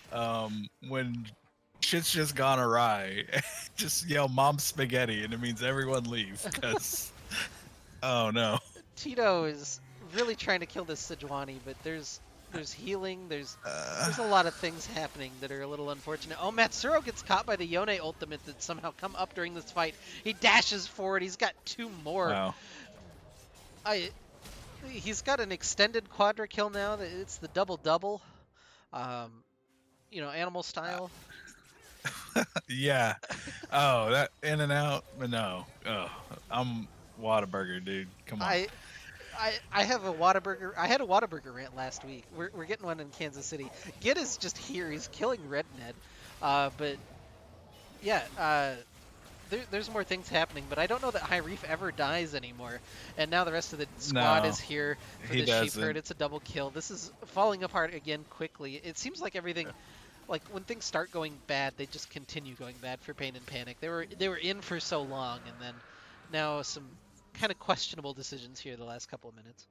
Yeah, at some point before the rap battle, I was gonna say something about something. No way to kill a Mundo or Sejuani after 20 minutes, and we've kind of hit that.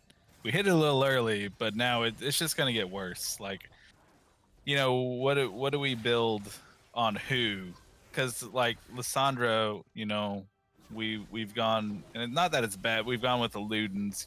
We do have a Kraken Slayer on MF, but like, is she like just sitting there autoing? Because if we're gonna do that at that point, why don't we get someone else? Yeah, Frankie's gonna get rooted back in. He's got his ult ticking, so he's healing quite a bit. They just can't kill him. There it is. No. Demonstrating your point immediately. Thank you. Maybe not thank you, because I want my boys to win, but like. Sorry. I mean, I guess you auto 3 times. That's a nasty Sejuani ult, though. Yeah. I mean, He's showing off in a situation where you don't need to. The red buff is the only thing that can kill Mundo, apparently, at the end of that one. And unfortunately, Matsuro Yeah. gets the shutdown. Um, Yeah, if we're gonna look through it real quick, the only chance at this point is, I guess, MF autos Mundo 3 times to proc PTA. Depending on runes, maybe you drop your slow first, but then you ult him and just hope for the best. The only way you're getting grievous wounds on him is a bramble vest. Well, now Lissandra's got an oblivion orb, so that's good. 800 gold for an executioner's would probably go a long way right now. I really like the oblivion orb on Karma. Well, I mean, you just really need one of those if you're going to be 5v5ing, don't you? Because once Lissandra, like, if Lissandra gets in, drops her W, and ults herself, it's going to apply the Grievous Wounds to everyone, isn't it? yeah, I would So, assume that Matsuro's headed for the Putrefier, which well, they've been right, watching Ian right. apply it, but they found Dream trying to clear a ward, which he's apparently just not allowed to do. So he's getting chased off on the top of the screen. Gid is in trouble here right in mid-screen, and High Reef doesn't actually get the kill because Rednet is going to steal it from him. Yeah. Why not? So what did All I do that- wrong at Whataburger? Was it that I ordered the burger? Or... Well, what did wait, wait. What do you mean did wrong? Because if you went to Whataburger, you're already doing it right. Alright, so... Backstory. The Maris lore. Right, went to Oklahoma for OKLCS. Scrambled on my Yes. team. He's like, you guys have to eat Whataburger. I thought. Wayne Wait, and I had no, wait. Whataburger. We ate the burger. It was super mid. Like, not that great. What did we do wrong? Okay, well, number one, if you're in Oklahoma City, you already messed up. That's part of it. You gotta go to a Tulsa Whataburger or Okay. Claremore, where I live. Do you think I the don't ones know. the ones in Kansas City are opening like soon? Do you think those will be good? Is that I don't know, man. It depends on if they're like corporate or franchise or how it gets done. Like, so they're only here that- because Patrick Mahomes wanted them to be here, I guess. So then it's gonna be good. okay, Because why wouldn't it be? I mean, if Patrick Mahomes wants it there, then it's gonna be great. yeah, but the man also likes ketchup on his steak. So how much are we Oh, really relying on God, his really? culinary prowess? We and y'all paid him like $500 million to catch up on steak. Yeah, he owns part of Sporting KC now too. Shout out to the soccer team, you know. That's a Oh, that's that's an on ace y'all. that happened on our screen. So yeah, is the burger just not good, or is So number one, like, I just remember us going to where do we went to Brahms, Yeah, we but went to that was Brahms. so you guys had to go like when you're at the hotel or something, which is fine. Went without me, no big deal. No, I don't know, man. I would say treat each individual location on its own. I would try it whenever it shows up. I think Whataburger for the most part is great. The one in my town is amazing. But I understand if you had a poor experience in Oklahoma City. okay? Well, unfortunately, Pain and Panic also had a poor experience on the Rift for this game. They fall 1-2 to the Sheep Herd. They're going to fall down to 2-1, which still a pretty respectable record coming through. But big games left. The rescheduled game that shall not be named, and then whatever game they have this week. So big week coming up for the boys. We'll see if they can clinch a playoff spot or hopefully not go 0-2 falling out. I don't I have to say it so that I jinx it but don't jinx it, Yeah. I So don't know exactly how it goes. without divulging too much, why did it get rescheduled? Was it just a scheduling thing, or did something happen with the original series where it's getting replayed? Or I'm gonna give you the world's largest Who boy and not describe it right now on the stream. So excellent. that said, I'll tell you about it later. Sheesh. It's Okay. it's a whole thing. Okay. But yeah. I mean, you don't have to. I legitimately don't know, but if it's the whole thing, then You could scroll up in the chat that you're in now and read some Oh. of the juicy drama if you wanted to. But I haven't done that, but I can yeah, later. we're gonna take a short break. We'll be right back with Gwensday versus Hybrid Theory. But yeah, no, there are like 9 illegal players involved and some other nonsense, and yeah, I don't know. I got you, man. It's a whole thing. Oh no, Tristan lost. I don't like that. All I'm gonna go do the thing. right. Okay. So that'll probably take like 15 or 20, and I'll be back. Chill. I'll probably start the game and just let me know when you're in. We'll... Yeah, I'll get in and I'll just catch up to wherever you are. Okay.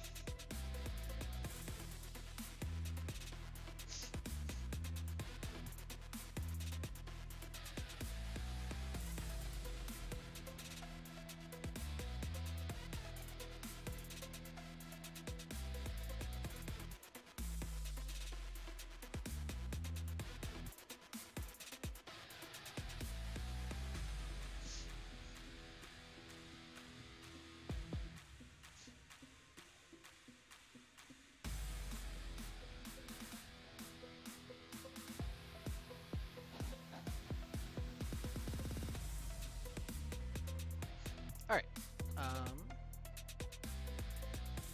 Now that I've caught up to life, let's see where we're at. I'm assuming hybrid theory is just HT. I don't know what color they're supposed to be though. So I'm gonna look at that real quick.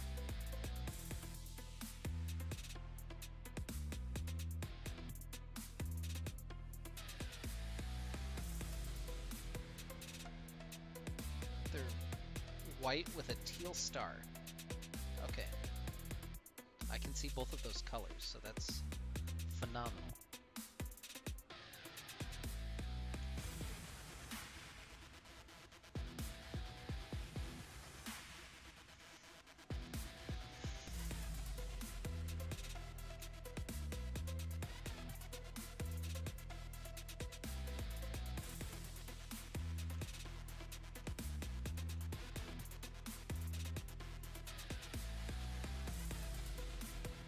All right. Let's get going then, shall we? I don't even have to count it down. What a novel concept. Uh, we'll have to see if we have all the models, but I think that we'll be okay. Okay, we got all the models up here. That's a good start. Do we have the ones on the bottom? Do we care about the team on the bottom side of the rift at all? Who knows? Yeah, this is... Why... What is happening? Why is directed camera being this way? 30 seconds until minions spawn. Yeah, anyway, on the blue side of the rift, wearing the blue health bars for game number 1 are Hybrid Theory. They're coming in at 1 and 2, and in the top lane, they are... Yeah. In the top lane, Ravenous Veracity on Ilaoi, HT Dopey in the jungle on Sejuani, HT Flex in the mid lane. Didn't buy items, but he's playing Ryze, and HT Blitz and HT Helix in the bottom lane playing Jhin and Leona. And on the top side of the rift, wearing the red health bars for game number 1 is Return of the Middle Sticks Gwensday, coming in at 3 and 0. Or 2 and 1? 2 and 1. 2 and 1! Oath in the top lane on Volibear. Cheech the Marine, who also didn't buy items in the jungle on Trundle. The White Tiger, 211 in the mid lane playing Echo, and Copium and Beepots in the bottom lane playing Vayne and Alistair. Okay, I don't have auto animations, so we'll do this again. We'll speed up even. Okay. We got to where we approximately were. Oh, the items were just a bug. They had items the whole time. I hadn't seen that one before. Neat. You learn something new every day. So yeah, big game for Gwensday. If they win, I'm pretty sure they'll secure a playoff spot regardless. I think the math works out for them at 3-2. If they lose, they'll have to try again next week, though.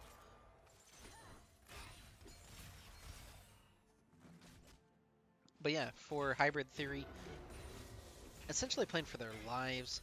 They might be able to sneak in at a 4 seed at 2-3, but that's a rough one. You don't want to rely on tiebreakers in that situation, which I think they would have to, and they're going to have to hope for some help. So, an important game for Hybrid Theory. It's, still important for Wednesday, but not as critical, I would say. Anyway, we're going to do the solo Maris cast for a little bit as Scrambles is away doing some dad stuff, which, respectable. You like to see fathers involved in their children's lives. Not speaking from experience. Boy, that got dark already. Yeah. So how are you guys doing? Hopefully everything going great for all of you. Today was my last day at my old job. I don't have to drive an hour plus, hour 10, I think, to work anymore. Now it's like 15 minutes, so that's pretty neat. At least starting on Monday. So I'm pretty excited about that. Get some more pay, have less driving. Really, just some cool stuff. Also kind of weird. I saw the car that Michelle Obama was in on the way home today. I guess she was in KC. I had to look this up after the fact. But it was super weird. So like on the other side of the interstate, there's just this like single file train of police motorcycles. Wow, that's a lot of damage from Oath. The PTA proc was no joke. I guess he's fine. So single file, there were like 5 or 6 individual motorcycles, and then they had gone and like sectioned off part of the interstate, so like the entrances and exits, so that people couldn't get on. I thought it was super weird. I was like, is this like a funeral procession? What's going on? And then the motorcycle cops. There were probably 50 to 75 of them just like stacked up on the interstate, like side to side, about as tightly packed as they could be. And they just blasted by on the other side, and then there was like just this single trail line of cars. It's first blood for Oath. He gets the solo kill in the top lane. Has to be careful not to die to the soul pull. I think he'll be fine. He can get out of range if he needs to, but I don't think Volibear should necessarily win this matchup, so that's really good news for Gwensday. So yeah, that was a remarkable thing. I was, probably like 50 feet away from Michelle Obama. So that's cool. Maybe a little bit more. I don't know exactly how long the gap on the highway is, but never got out, laid down, and measured it,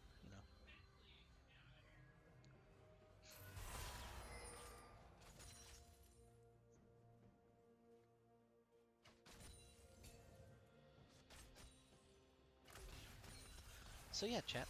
What's the closest you guys have been to a president? Have you ever gone to like a speech or something? Be interested to know. I think that's probably the closest. I don't know. I did go to a Barack speech while he went to Colorado State while I was there. That was kind of neat. It was a really novel experience, if nothing else. Yeah. So anyway, gank for Dopey up in the top lane. He's looking maybe to try to help out his buddy. I don't know how I want to abbreviate Ravenous Veracity. It's just such a mouthful. That's a lot of word soup happening up in the top lane.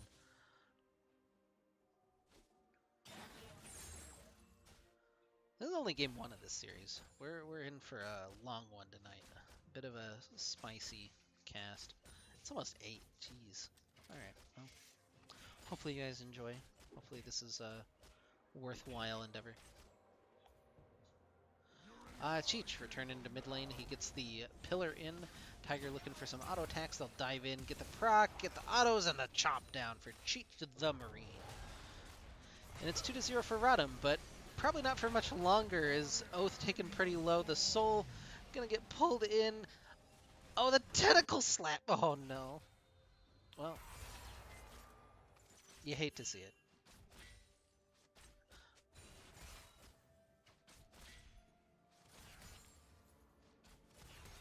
Yeah, I'm solo casting for a little bit while Scrambles does some dad activities. At least his daughter didn't run headfirst into the oven.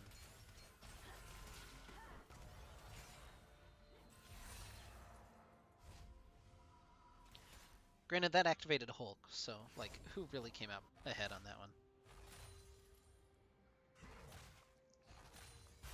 But yeah, we'll be doing the solo cast for like 15 to 20 minutes. He'll probably show up toward the end of this game.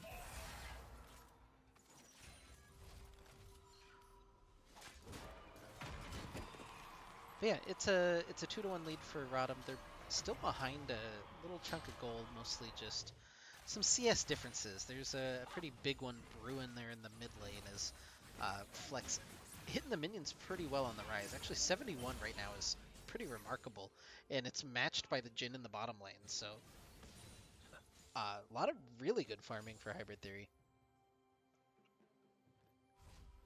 But yeah, kind of interesting. The Swifties immediately for Blitz. I see that often, but I don't know why you would do it in this particular game. Like, the Swifties usually to help, like, dodge skill shots and reposition and stuff. It's a good condemn from Copium, but I don't know that it's going to be enough. Going to get rooted up by Blitz. Has to hit the Blast Cone back out. It's going to open up the gates. We'll, I guess, not see anything. He's going to just dodge some shots and be fine, I guess.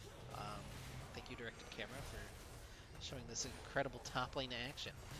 As, Oath managed to save his soul by going into fight. I kind of don't like that they changed that you can't reduce the duration of the soul by fighting her anymore. There's just nothing you can do. Oh, the flash ult! I didn't actually know that you could do that on Alawi, so that was kind of neat. Oh, Copium, that root didn't look like it hit, but Blitz is going to get the solo kill in the bottom lane, so props to him. Yeah, Copium still... He had Final Hour available. I don't know that that's enough to turn the fight, though. That's a rough one. Blitz, I think, just had a big health advantage. I think that's still set up by that earlier chunk that Copium took in the river.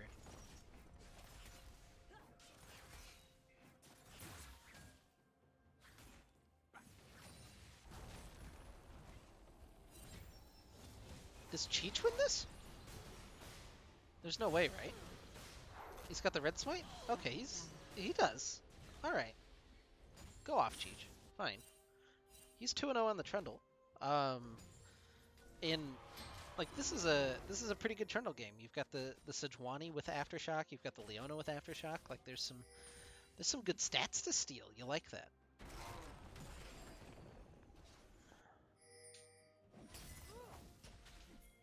Anyway, Dragon not actually a consideration yet, but the Scuttle Crab is going to be fought over. Dopey going to get caught on it, collapsed on. Tiger trying to track him down. The smite heals Dopey back up a little bit. He'll try to escape. Where's the combo coming through? Copium dashes in. Ooh, a lot of damage coming out of the Rise. The knockup from B-Pots into the Solar Flare from Helix. Really nice Solar Flare is going to lock up Copium and finish him off. B-Pots has to flash over the wall. And unfortunately, the aggressive play from Gwensday gets turned on them as Hybrid Theory find another kill onto Copium.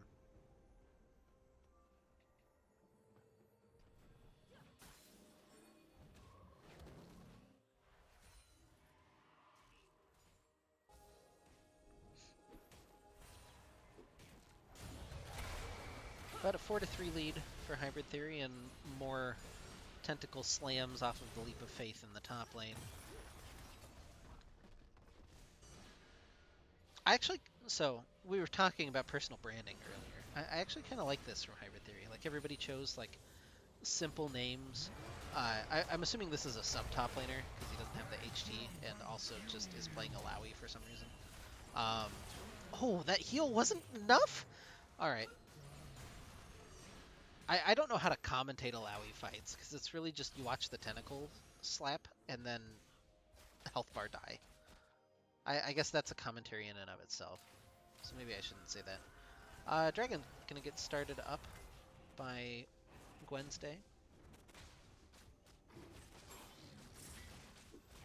And Sejuani over the wall could potentially go for a steal, but not going to be in time. The Solar Flare, I don't know if for what purpose the Solar Flare was thrown, but it was thrown in there regardless. So 2 dragons now for Gwensday. In Infernal Soul, potential prize at the end of the tunnel. Do you put prizes at the end of a tunnel? That's not a good phrase.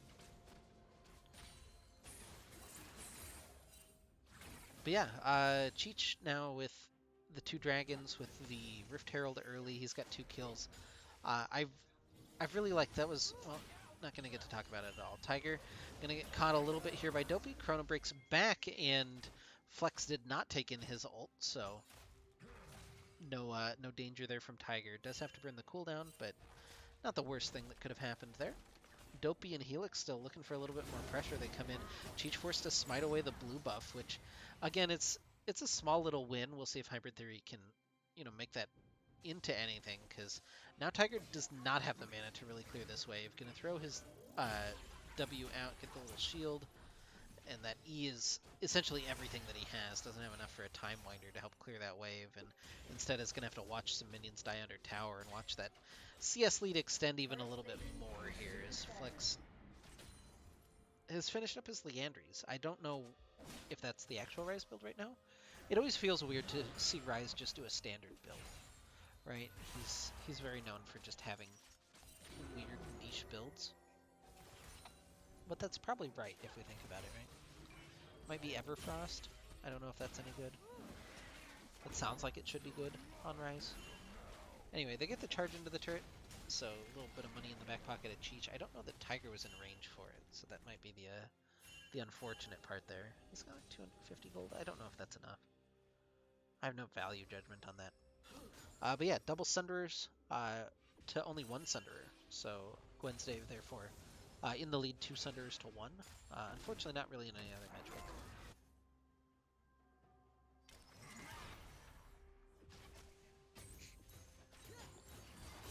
Oh, they're going for the dive onto Copium. A lot of damage coming through. Helix still taking everything up, and Beepots is here to try to save the day. Oh, he didn't block the shot, though. That was a boom boom play. Like, as they would say in football, like, it's hard to... It's easy to blame him after the fact, but he was probably more concerned about killing the Leona than he was blocking the Jhin ultimate shots that for some reason he was opening up while tanking tower underneath his, like, yeah. Anyway, you can't gank Alawi, so this is not a thing that can happen in this game. And Ravenous Veracity, I hate that name, Ravenous Veracity is showing them why. Dopey's even going to turn this one around. They finish off the Volley Bear, and look at the health bars still for... There's no short way to say his name. Ravenous Veracity. For Veracity. He's gonna, just be able to beat down the tower and continue pushing. Oath might have to use his teleport to get back up there even, to catch the tier 2. It's a little grim up there in the top lane for the time being.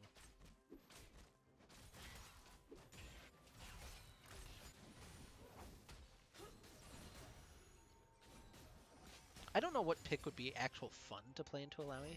I always would just, kind of peach out and play Victor against her because, like, Victor just wins that matchup, which is weird because Victor shouldn't win matchups. But other than that, I have no idea what you would actually play into Alawi. So maybe the Volley Bear, like, he won trades early, like that's pretty good against Alawi. It's weird that there's a champion still in the game that just kind of you pick and win the lane. Doesn't win games as often. Like, not going to be out here complaining about the existence of Alawi, but like does just win the lane by existing. A lot of damage coming through onto both supports. Helix is going to take a little bit worse of it now. Copium trying to turn back onto Blitz, but you can see the damage just isn't quite there. Blitz has the completed Gale Force. Cheech taking a little bit of a weird path. Really well timed there by Beepots to try to interrupt. He's going to have to sacrifice himself as the double teleport's coming through. A flash in. Ravenous Veracity is the first one to teleport in. Oath the second, Flex the third.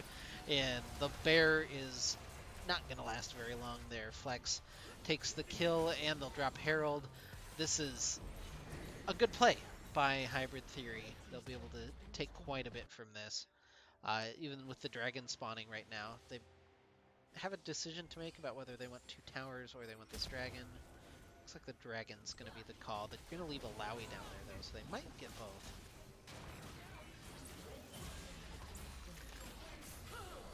And Tiger has to try to kite away. This Lowy is such a problem right now. There's no one that deals with her particularly well, and there's no heal debuff because, like, everybody's only an item into the game. It's hard to justify a heal debuff before you finish your first item, right? There, finally, Bramble Vest. That's a good buy by Oath. So now they have heal debuff if they're hitting Polybear, specifically. And really, who wouldn't want to hit Polybear? He's a bear. I don't know where I'm going with that analogy. Yeah.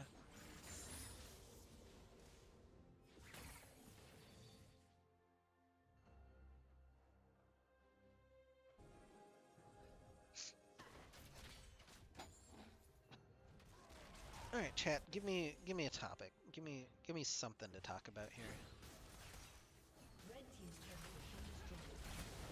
So I've done my Whataburger rant. Talked about Michelle Obama. We've hit a wide variety of topics, but Oath inting. You know, so Oath often looks for aggressive plays. Sometimes he dies 5 times in a game, and you're like, ah, man, that's not going very well. But then other times he wins the 50-50, and you know, you have to take the good with the bad. Yeah, sometimes you give him Rakan in a playoff game, he completely pops off, but also just dies 15 times. And, you know, you have to learn to love both halves of the inting oath. It's the int, but also the playmake.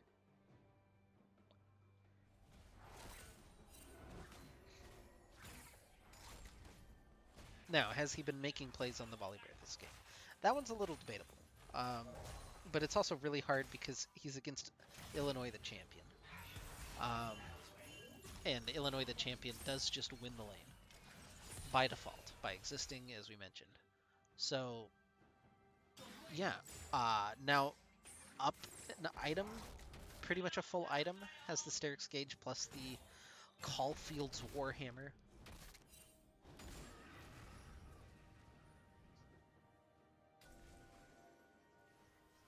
And so it's going to be very difficult. There's no one on our team that really deals with Illaoi particularly well. I feel like you just kind of have to focus on the rest of the team, which is also going to be difficult because Flex and Blitz are huge. It's kind of tough sledding when you're down 6,000 gold at 20 minutes. But yeah, 2 minutes to go on the second Infernal Dragon, excuse me. Helix gonna walk in and find Cheech and force him out of his own jungle, and Cheech is now getting sadder and sadder by the second as he can no longer farm any of his jungle camps whatsoever, and instead his jungle has been turned into the Hybrid Theory jungle. Hybrid Theory is a Linkin Park album, right? I'm sure that's the big reference that they went for. And now you know something more currently culturally relevant.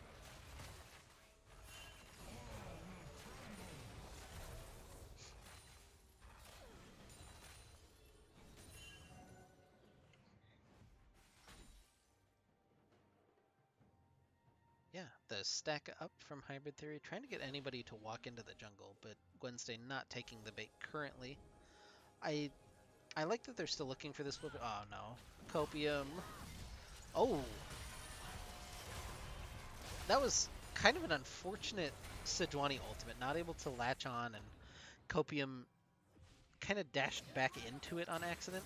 Oh, Tiger looking for the pick. Flex takes a big chunk, but Tiger, yeah, not going to be able to finish that one off. And Hybrid Theory, again, it's very tough to see how you stop them. They have an infinite number of options available to them. And by infinite, I mean they can 1-3-1, they can 4-1. They probably just win team fights right now, even though they have a slightly weaker team fighting comp. like how they close out the game is entirely dependent on how much style they want to go for and what kind of team they are. Right now they're gonna play a little conservative. They're gonna back. They're gonna grab items. They're gonna set up for this dragon in 15 seconds. It's hard to fault them for that, but maybe not the most exciting.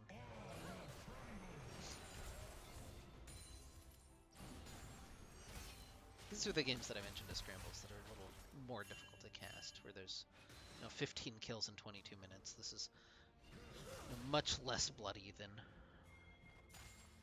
than average for these games. But some teams really like to play that style, and it does work for some people. So I mentioned that you can't gank Alawi, and this is why. She do just kind of be able to kill your whole team. Ooh, not able to hit the Q for the little heal. Oh, the W? Oh, that tentacle slap was so much damage. Well, that's a 1v3 for Ravenous Veracity, and the rest of the team is here in the bottom lane. They're going to find Copium underneath the tower. They can tank this for a while if they need to. Blitz finishes them off with a Gale Force, I think. No, it wasn't even a Gale Force. I'm not sure what snuck in there to actually finish off Copium, but regardless, Cheech and B-Pots are the last two alive. They're going to watch as the inhibitor falls in front of them.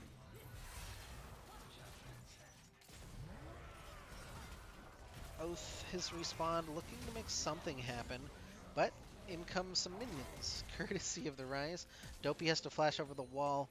B-Pots and Cheech trying to track him down, but the Blast Cone will get him out. And... ooh, excuse me. That's kind of the tale of the game. Not a whole lot left that Gwensday can really do. They just kind of fell behind on tempo, and then just there's not a point of power to play around, if that makes any sense. Like, Cheech is maybe the strongest member, or was at one point the strongest member on ROTM, but it's hard to play around Cheech necessarily as the Trundle. So would love to see some gold into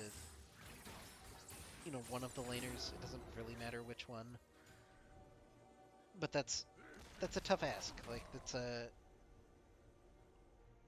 rough goal and a rough game plan, and then recently it's been trying to gank Alawi, which you can't do, as we've said multiple times, and is hopefully not a theme tonight, but has been a theme so far in game number 1.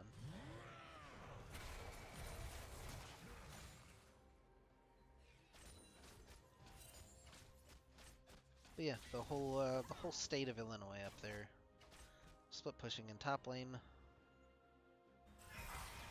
And again, nothing happening, because Hybrid Theory apparently just doesn't like making plays or killing people on the map.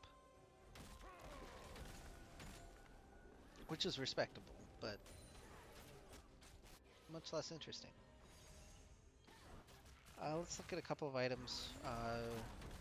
You can see just the relative item disparities. Like, it's almost a full item for, like, everyone at this point. Oh, the flash forward looking for Tiger. They do get the root from the Jin W. The Solar Flare not needed as Tiger hits the Zanyas, has the ultimate back, but it just does not matter. Blitz on a rampage on the Jin. He's 6-1-1, and that was the most action that we'll probably get for the rest of the game. Hybrid Theory walking in, gonna get some suffocating vision control over this Baron, and start it up eventually.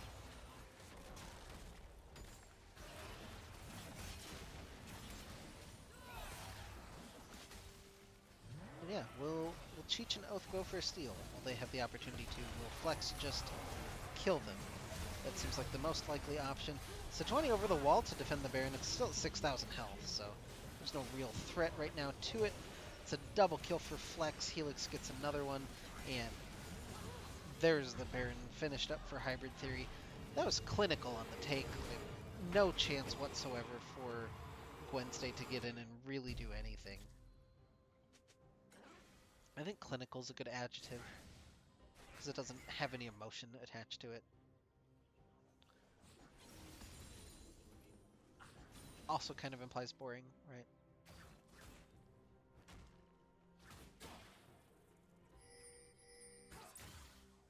I really shouldn't just trash talk teams. I need to chill on the flame just a little bit.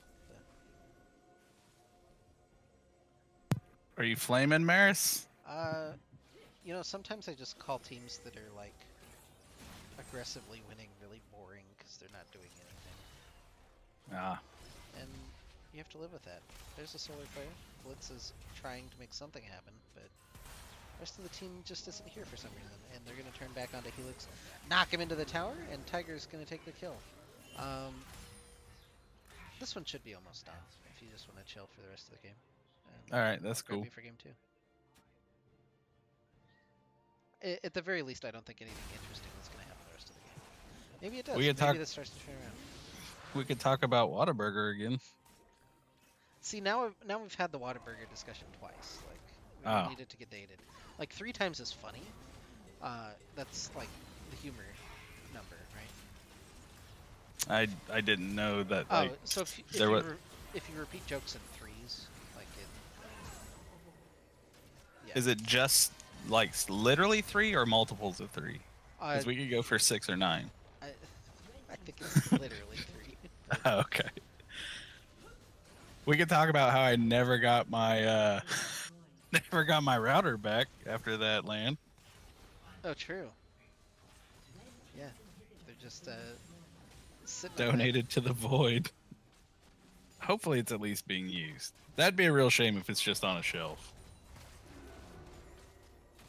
Yeah. So the one kill on Tiger, not gonna let them end the game, I guess. I don't know why they can't end the game, but they're choosing to. You know, there was a rumor back when all I used to play was bot games almost exclusively. People thought that if you killed all of the towers, you got extra experience and IP in the game. Oh. That isn't true, for the record, but I'm pretty sure that's what Hybrid 3 is going for. They're just I mean, making sure are- that they maximize their blue essence gain from this game. Are they aware that that doesn't happen at all in customs? I didn't ask them, and they probably wouldn't tell me, regardless. Yeah, But there I goes the gotcha. Nexus turrets, and the Nexus should eventually fall. We're gonna see one last Alawi ult, but it's not gonna amount to anything. And it's GG, and Hybrid Theory are now up 1-0, 21-7, just a 2 touchdown, but kind of a low scoring game. So wait, what's up with Copium and B-Pots? Because I see now they are back again, reversed, where B-Pots is the support. Is that what we're doing now? Yeah. Yeah, we're playing musical chairs in bot lane. Okay, If we don't know what we're doing, how will the opponents, right? fair. Sound strategy. At least it's the same 2 people. Yeah.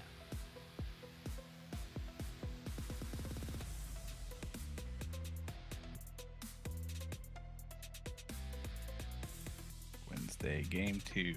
Conveniently labeled. Very Yeah. appreciated. Shout out to Bpots for actually labeling his games. I didn't have to do any extra research to figure out which game was which.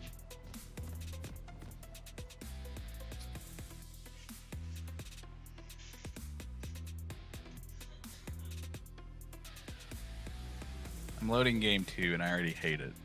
Yeah. Yeah. I think you're in for a treat. Well, it's not going to come out of the Udyr, because True. Udyr is a champion that 'Cause exists in why? this game. Little preview for the stream.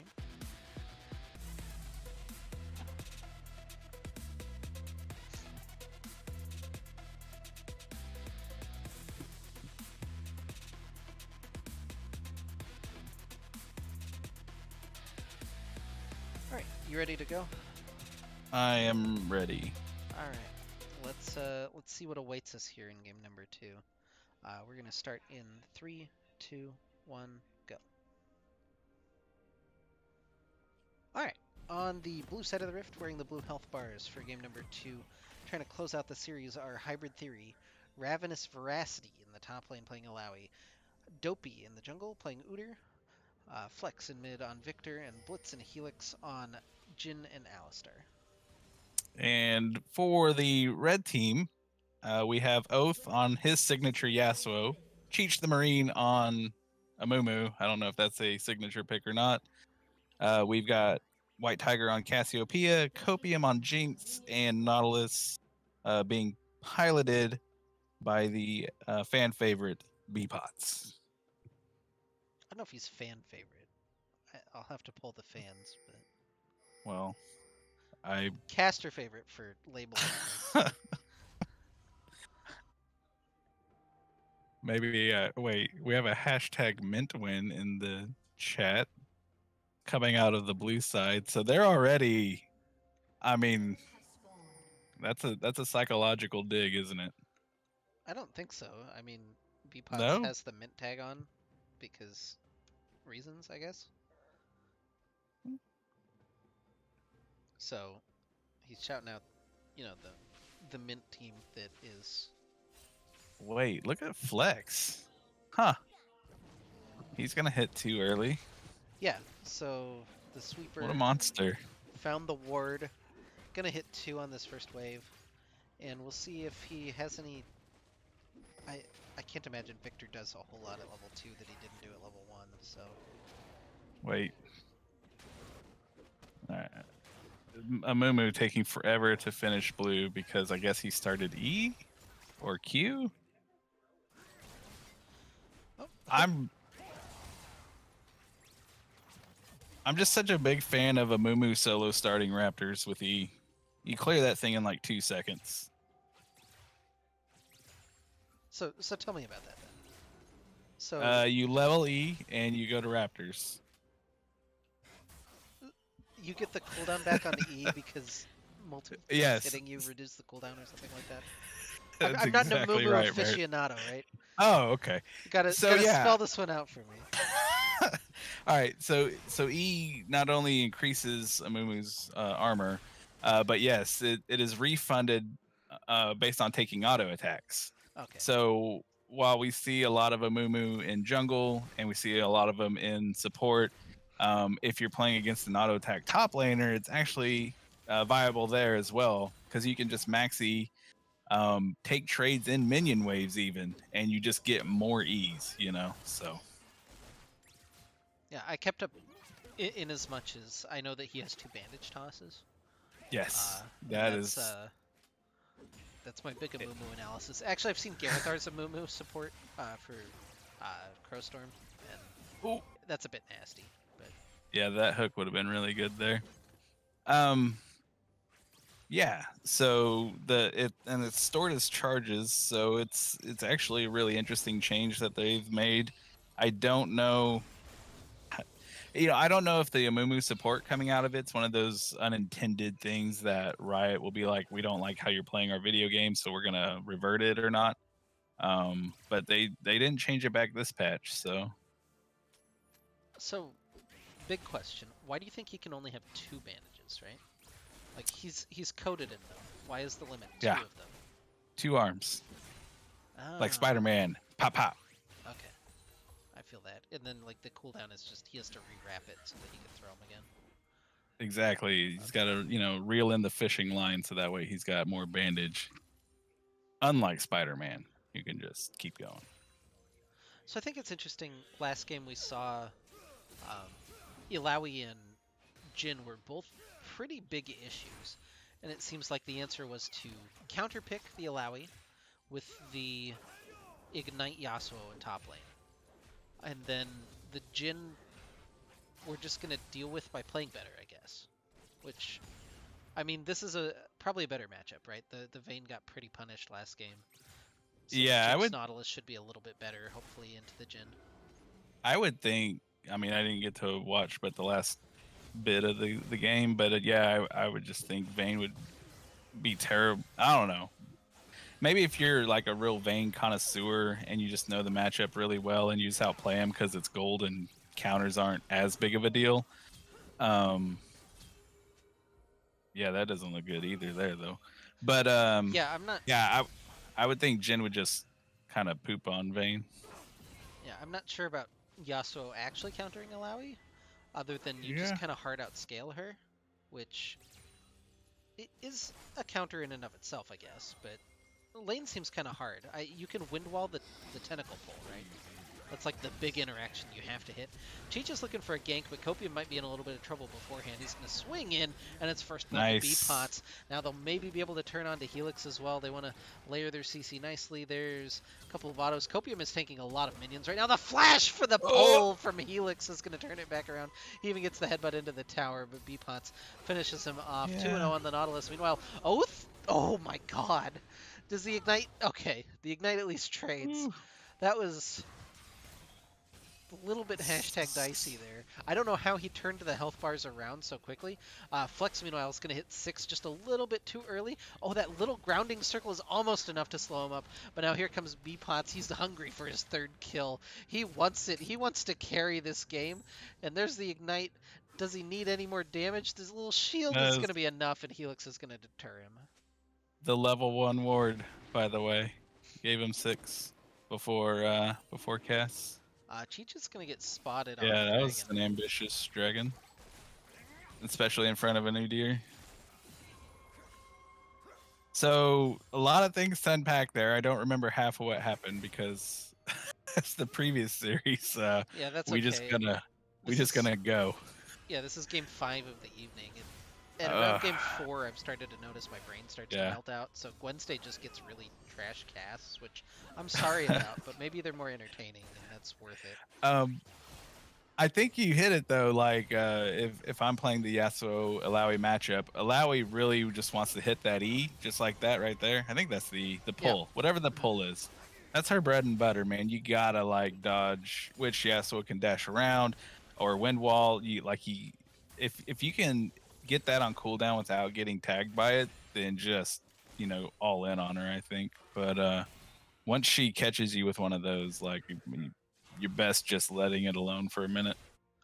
Yeah, importantly, also Ravenous Veracity apparently plays a lot of Alawi. I mean, as you would imagine, picking Alawi twice in a competitive match. Oh my god. All right. Well, yeah.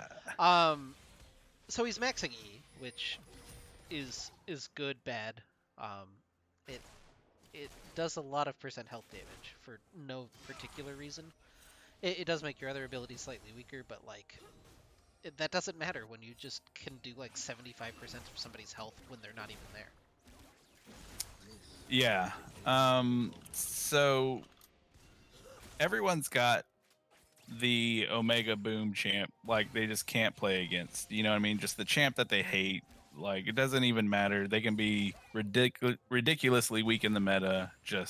And for me, that's Alawi. Like, get that champ out of here. Like I will ban Alawi when she's not strong. I hate it. I don't even care if I'm not in top lane at the time. Like I don't need any reason. I will just do it. So I gave away my counter during the last game while you weren't here, but I'll give it to you again. Is Victor? Victor is really good against Alawi. Unfortunately, they're both on the same team. Tiger trying to kill that ward and gets just collapsed upon by everybody. And yeah, a little unfortunate there, but it'd be that way sometimes. But yeah, Victor super good. Anytime she tries to set up and like hit your soul or ult, you just put the gravity well underneath her, and then she either has to choose between leaving her tentacles or dying. Yeah. And another cool interaction with Mordekaiser from the first series is again Alawi. She ults, there's tentacles everywhere. You take her to Brazil, magically no more tentacles. Adversely, you're in Brazil and tentacles go everywhere. You just dodge around her until you go back out, and then tentacles are gone. Yeah, the refight here, the re-engage from Helix, Copium trying to kite back out, Ignite ticking down, and B-Pots does get his 3rd kill of the game just a little bit later than he wanted. Unfortunately, Blitz is the one that gets the trade there. Oath he's doing the Yasuo thing. He's getting his farm down. But it's hard when it costs you half your health. Yeah, Oath's a madman. He'll do it. Oh, Tiger looking for some damage over the wall onto Dopey. He's keeping up in CS, which is actually pretty remarkable. Victor now with the... I'm imagining he empowered his E. If he didn't, he's trolling. But, yeah, there it Oh, is. yeah, he did. And Tiger keeping up in farm is actually pretty remarkable, given, being down 2 deaths essentially to him, and the extra minion advantage early. Like, good job, Tiger. Just need to highlight that. Oh, that one wasn't a good job. I no longer praising him.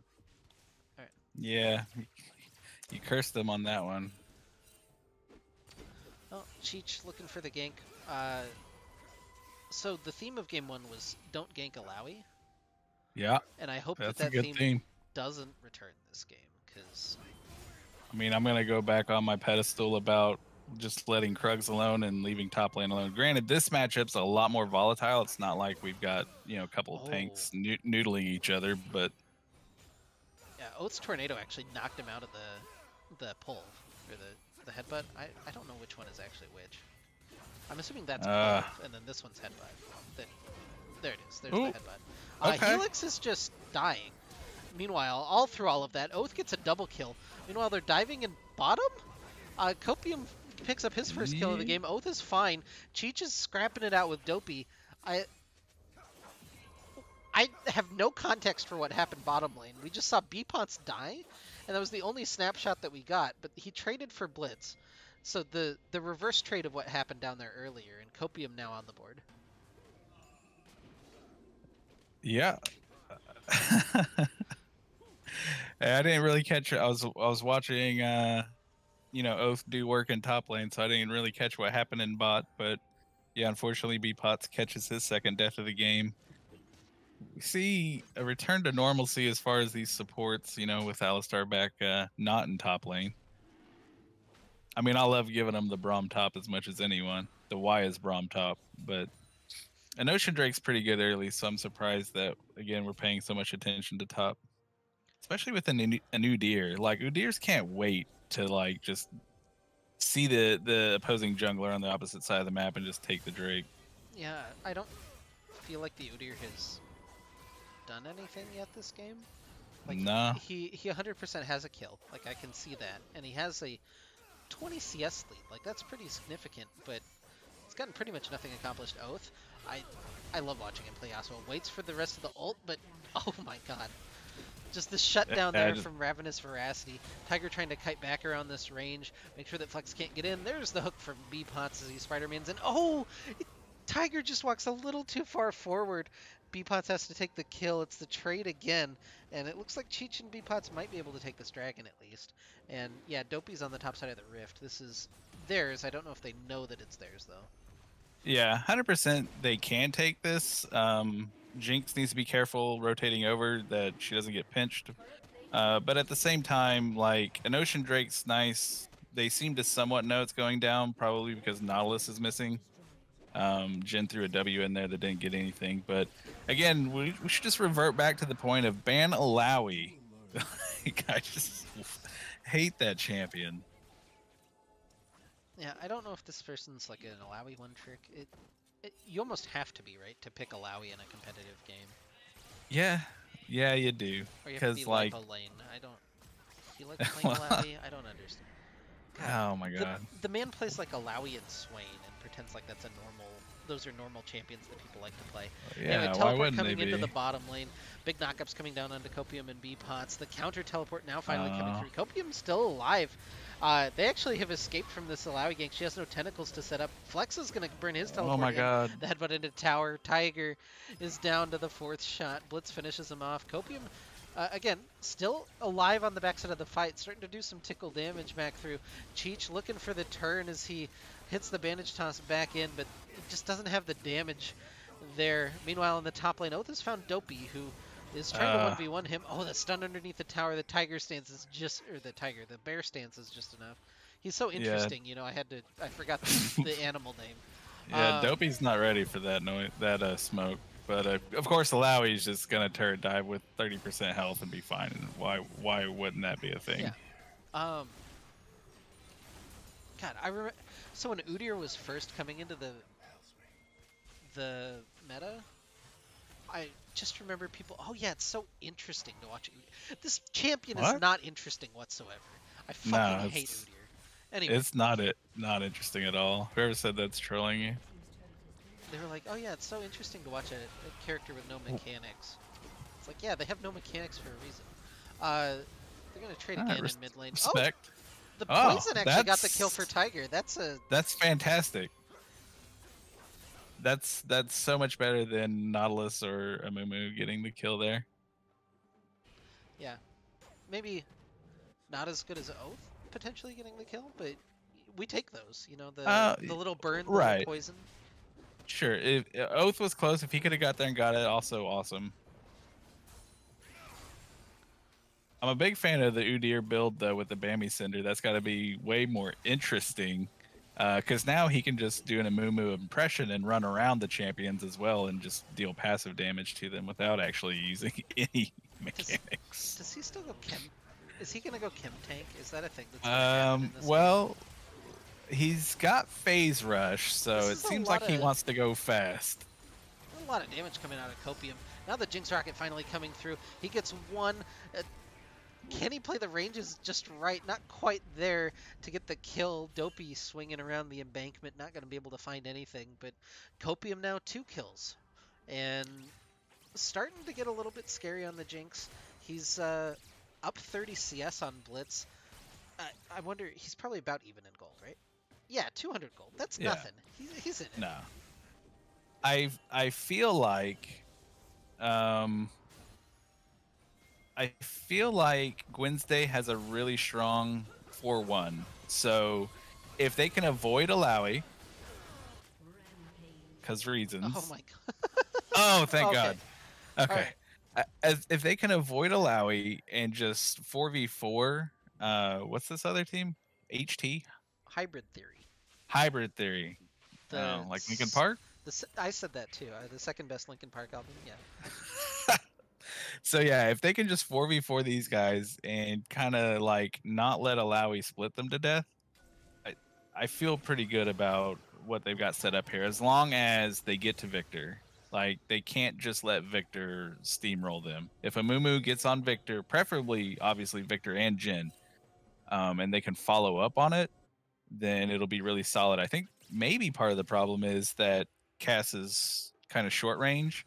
So as long as she can use her ult to stall out the Alistar and Udyr to get to Victor, then they should be able to melt him down. I'm not super worried about the Jhin just yet. I could be wrong. Maybe it's the third best album, because Minutes to Midnight was a banger. Anyway, Udyr's going to get caught here by Teach the Marine. Amumu, not quite what he was looking for, and don't be able to flash and get away. 20 seconds to go on this dragon spawn, and they'll definitely have the inside track. Dopey's going to have to figure out how to heal up. He's just going to smite his Krugs and put his smite on a little bit of a cooldown here. I don't know that that'll open up too much of an opportunity for Gwensday, but maybe this will, as Oath is going to find Blitz at the end of that one. There's a big shutdown for him, and you like that. That's a really good pick right before the dragon spawns. Yeah, for sure. That takes out literally the only other even remotely close to threatening champion that Hybrid Theory has. I would argue the 4th best album, because you've got the mashup album they did with Jay-Z kind of. So I don't know if you're counting that one or That's not. not their album. That was Jay-Z pretending that he had the rights to Linkin Park and then finding out that he didn't, and then finding out that he could. Right. Anything's possible in the music business. So, true. Hey, that's a nice execute there. It was good tower juggling. They went back in and out to get the kill, and then ultimately didn't give anything over by getting the execute. So this might be a bad deal for Copium. But yeah, that's a whole other podcast though, if you want to talk about the music business. Yeah, I know that you're significantly more familiar with that than I am. So. Unfortunately so, yeah. Well, it's 16-14 here. This is already has more kills in this game than we had in all of last game, so that's good for my mental health at least. Yeah, it's interesting that the kills are so close, but I'm just gonna stop talking while Alawi. The theme is don't gank Alawi. And Yeah. again, we're getting to demonstrate the tentacles slapping through. They're gonna finish him off. All right, so I like this team comp a little bit better to deal with Alawi. You have some more stall, and then you actually have somebody with range. Like the most ranged champion in last game for Gwensday was Vayne, and Vayne is still within the tentacle slap range. Oh yeah. Jinx can at least stay outside of it. Cass can stay outside of it. Yep. Yasuo can kind of exist like on the outer edge, like in and out of it. So it's really just a Mumu and Nautilus who really have to be scared of her. And they do have to be scared of her. She is very strong right now. Has the 2 completed items, has Last Whisper, has an extra call fields just for fun. That's not 1 completed item, is it? You don't build Last Whisper and call fields into an item? I'm not a connoisseur of Last Whisper items, so maybe. Maybe you do. This is... I would think if she's gonna build one, it's gonna be the Grudge for the slows. I don't know why she'd want a Oh yeah, I Dons. forgot about the Grudge. Yeah, that one does have both of those items. I like to call it the Grudge because of the Tool song. Yeah, that's valid. I like that. I want you to know you're valid. That's great. Thank you. I feel validated. What Oh god. what isn't valid is the 1 kill participation at Udyr in this game, but we'll see if he Yeah. can turn it on. He does have Especially- his Kim tech, so he do be running very fast. Yeah, you got the phase rush and the Kim tank, so you can get in there and get on them fights that you have one KP on. And he's had that for about 10 minutes now, so I don't know. And it's I don't know. I don't want to flame the guy, but it's not like he's even doing a super exceptional job farming. Like 164 is pretty good, but Helix is in enemy territory, and he's gonna get picked off by Copium. So Yeah, I'm gonna say worth blow ults and everything. Just get him out of here. yeah, ult and his regular flash does have Hex Flash, so he can still do the playmaking thing. But yeah, the Wednesday has kind of just put Alawi in quarantine, right? She can have that top lane, like she can exist up there. We're not going to deal too much with her until she gets toward our tower. And this is... What is Udyr doing right now? You know, we running it, man. Like we get in that bot lane tier 1 at 23 minutes. Yeah. Muy importante. Yeah, Tiger is unfortunately dead to Ravenous Veracity, and now 4 people are going to try to track down this Alawi. She has no ultimate, so this is actually a somewhat fair fight. And there's the Jinx rocket from downtown that shut down for Copium. He's getting very strong. He's up to 5 kills now on the Jinx, and between him and Oath, there's quite a bit of damage coming out of this RTM team comp. Tiger, you know, struggling a little bit behind, but he can also get there once he gets a couple more items. Oath walking forward. The bandage toss going to land onto Flexes. Oath trying to kite back away. The knockup going to land onto Dopey. He's going to fall as Copium takes that one. Woo! More damage coming through. A double kill for Copium. Flex, I don't know what that flash was. I don't think you want to go closer to the Jinx that is killing everybody, but a triple kill for Copium. And now, specifically killing you. yeah, the Cloud Dragon spawning here in 15 seconds. I guess you want to take that so that Udyr can't run even faster at you, which is fair. Oath is looking to track down Blitz, and he's going to find him. Does he have the dash? Does he have the damage to come through? Not able to find that second Q. Oh, wind wall? Knock up? Oh, not quite. Now he's got the Steel Tempest. How's he going to play this? What's the tech? It's just going to be to straight throw a tornado at him and not hit it. The tech is to leave. Yeah, he's out of there. Mainly because of Lowy. So, Nice. Baron buff, Cloud Dragon, Cloud Soul potentially here in 4 minutes. The gold lead is now 4... God, I can't even do math. That's like 600. I was going to say 400, and then I realized that those numbers don't add up to anywhere near 400. And you know, I do math for a living. Yeah. Cool. All right. So I like that Cass has been covering top. I hope they keep. When we were talking about the 4-1, I would, if it's possible, have her just clear waves and keep Alawi at bay. and let Oath be with the four piece because of how strong he is. But right now he's going for the YouTube. Yeah, he's just really buying time down there. They're diving Victor in mid lane. Copium's legendary. Kill getting traded back though onto White Tiger. Dopey looking to zoom on in, but Beepots is going to play linebacker, and that's textbook. He's not playing linebacker. He's like a offensive guard, right? Yeah. I gotta be more There you accurate go. with my football references. Ultimate Right. being popped here. A lot of ultimates being popped. Copium and Beepots are just taking towers in mid lane though. While all this is happening, they've taken down, both Orthanc and oh my god, I'm drawing a blank. I was going with the Lord of the Rings, the Two Towers joke, and now I can't remember the name of the other tower. I got the hard one, but I can't remember the easy one.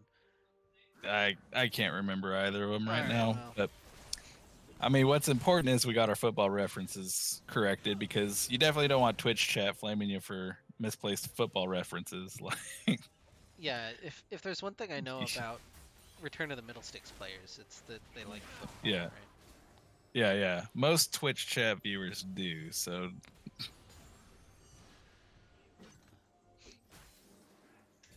Well, off of all of that, it was pretty much a neutral gold experience. yeah, kind of wild, but I think that favors Middle Sticks a lot more. Again, because there's one target you ignore, and then there's one prio target that you make sure dies, and you should be good. Copium gonna take the red buff there. He got caught, but still just staying healthy right on the backside of the fight. Cheech with a big Amumu ultimate. They throw they layer the CC down. A lot of kills coming through for ROTM. Ravenous Veracity trying to do his best. Now the Udyr into the backline, but Tiger's still holding on to his ult. Copium trying to track him down. A couple more autos come through. It's a triple kill for Copium, and now he's into melee range of Blitz. It's a quadra kill for Copium. If Beepots builds a Knight's Vow here, it's just gonna be over. Like, Jinx is out of control at this point. 14-2 on the Jinx. I'd like to see a Bloodthirster on Jinx and a Knight's Vow on Beepots, and she should just be unkillable. Yeah, it's already a tough ask. Ravenous Veracity kind of has to be the one that does it on the Alawi. So we'll see how he continues to play. That was a decently positioned ult, like a real 5 out of 10 ult, right? Where 5 isn't like flaming somebody. This isn't. We're not game critics, right? Like actual scale. Definitely not. Yeah, 5 out of 10 is like average, right? It's an average ultimate. Okay. For sure. Just wanted to clarify. I'm not flaming with the 5 out of 10. It's just, I don't understand that one on reviews. I understand it for grades, for like school, because 50's an F and not a C, like it should be. But yeah. Anyway, 40 seconds on a Cloud Dragon that is Cloud Soul for RotM Gwensday. And so Hybrid Theory doesn't look like they want to fight. They're gonna go to the no. Baron. Do you? Yeah. If I'm Gwensday, I do. If I'm Gwensday, I would have set up Baron and not cared about this dragon at all. But in a weird turn of events, we're in a timeline where they were willing to just give up the soul in trade for a Baron. They're going for the fight. Ravenous Veracity has already used a lot of the abilities, but is still alive in there? Okay, it now finally falls. Almost got the tentacle slap off. That would have been devastating. Helix falls, and now Copium can start to run through the fight. Although he gets trapped in the Victor gravity well. Flex turns that one back around. It's a double kill for him. Oath has the stopwatch. Tiger trying to kite back through, but he just doesn't have the damage, and Oath is going to get caught and taken down. It's an ace for Hybrid Theory. And what can they do now with their run of the map for about 20 seconds? Yeah, I respect challenging the Baron there, because I do feel like it's worth more to them than one Cloud Drake, even if it is Soul. But at the same time, I don't want to walk into Alawi ever. She just tanked so long, like it's just ridiculous. Like I hate that champion. I know I've said that a lot, but it remains true. Yeah, if you give it up, I think you do have to go to try to remove some of the buffs. Like I think that's a completely justified fight by RTM. Yeah. If they had just been able to kill Alawi just a second faster, though, like before she got the one slap off that really devastated everything, I think that they can win the fight. Maybe you could argue not walking into the gravity field. Oh There might have man, been some vision things Flex. happening because that's on like high ground compared to low ground, and that Hmm. just gets fucky in this game. But Yeah, for sure. Flex though, like just dropping the well and dropping whatever the E's called, the line of destruction, yeah, just decimated the carries. I mean, Oath was still alive afterwards, but at that point, man, that's a tough ask. Like, I don't think it's too bad though if all they lose. Well, I guess top inhib is open too, but yeah. Well, 29 to 28 in kills. It's a small kill lead, but that is insignificant compared to the rest of the deficit. The mid lane inhib taken down by Hybrid Theory. They're rolling toward the top lane. They hit Copium with the Death Ray. Dopey just walks directly onto the chompers, and he's gonna die for that. well, uh, appropriate summoner name, I suppose. Man, you really had to do him like that. I mean, who among us, right? I've done it before. I'll do it again. But yeah, yeah, I don't know, man. I've never, built Go Fast Udyr and ran into him. Yeah, I mean, maybe the speed was too much, right? He just lost control. True. Too Yeah, addicted he to the just speed. Watch Copium, by the way, on the top of this fight as it breaks out. He's going to be the guy to watch as he's autoing down Ravenous Rasty on top of him. That's the more important fight. Copium is going to win that one. Flex has already burned his load. The Death Ray not quite going to finish off Copium. Now the Jin ult, they try to kite back away, but he hits one shot and finishes off the kill. He hit Tiger at least once or twice, but not quite able to finish him off. And it's Jin versus Cassiopeia on the map. Just as we all wanted. Yeah. I mean, better than Udyr or Mumu, but Yeah, Tiger gonna try to cut this minion wave, getting the slowdown onto Blitz, looking for the damage. Does he actually have enough? The poison's gonna tick down during this. He doesn't quite have the ult, but he's gonna force Blitz back away. That's actually relatively important. They keep the inhib intact for the time being. yeah, we don't have anything coming up just yet. Still a couple of minutes before any real rotations need to happen, but decisions need to be made about what the priority is. Are we going to be looking to try and challenge Baron? Are we going to be looking to try and secure Soul? You have time. I believe the inhib should be back up before it happens, so secure some mid prio. Get that lane pushed in a little bit so you can then explore the jungle together as a team and secure vision. But all that stuff needs to start happening now before the objective actually spawns. Yeah, so 6th item hit for Copium. He's not getting any stronger. I guess he needs a pot right now, but so he's a pot shy of a full build. Yeah, He's yeah. very strong. We're gonna see a couple of other Would you players hit sell? that soon.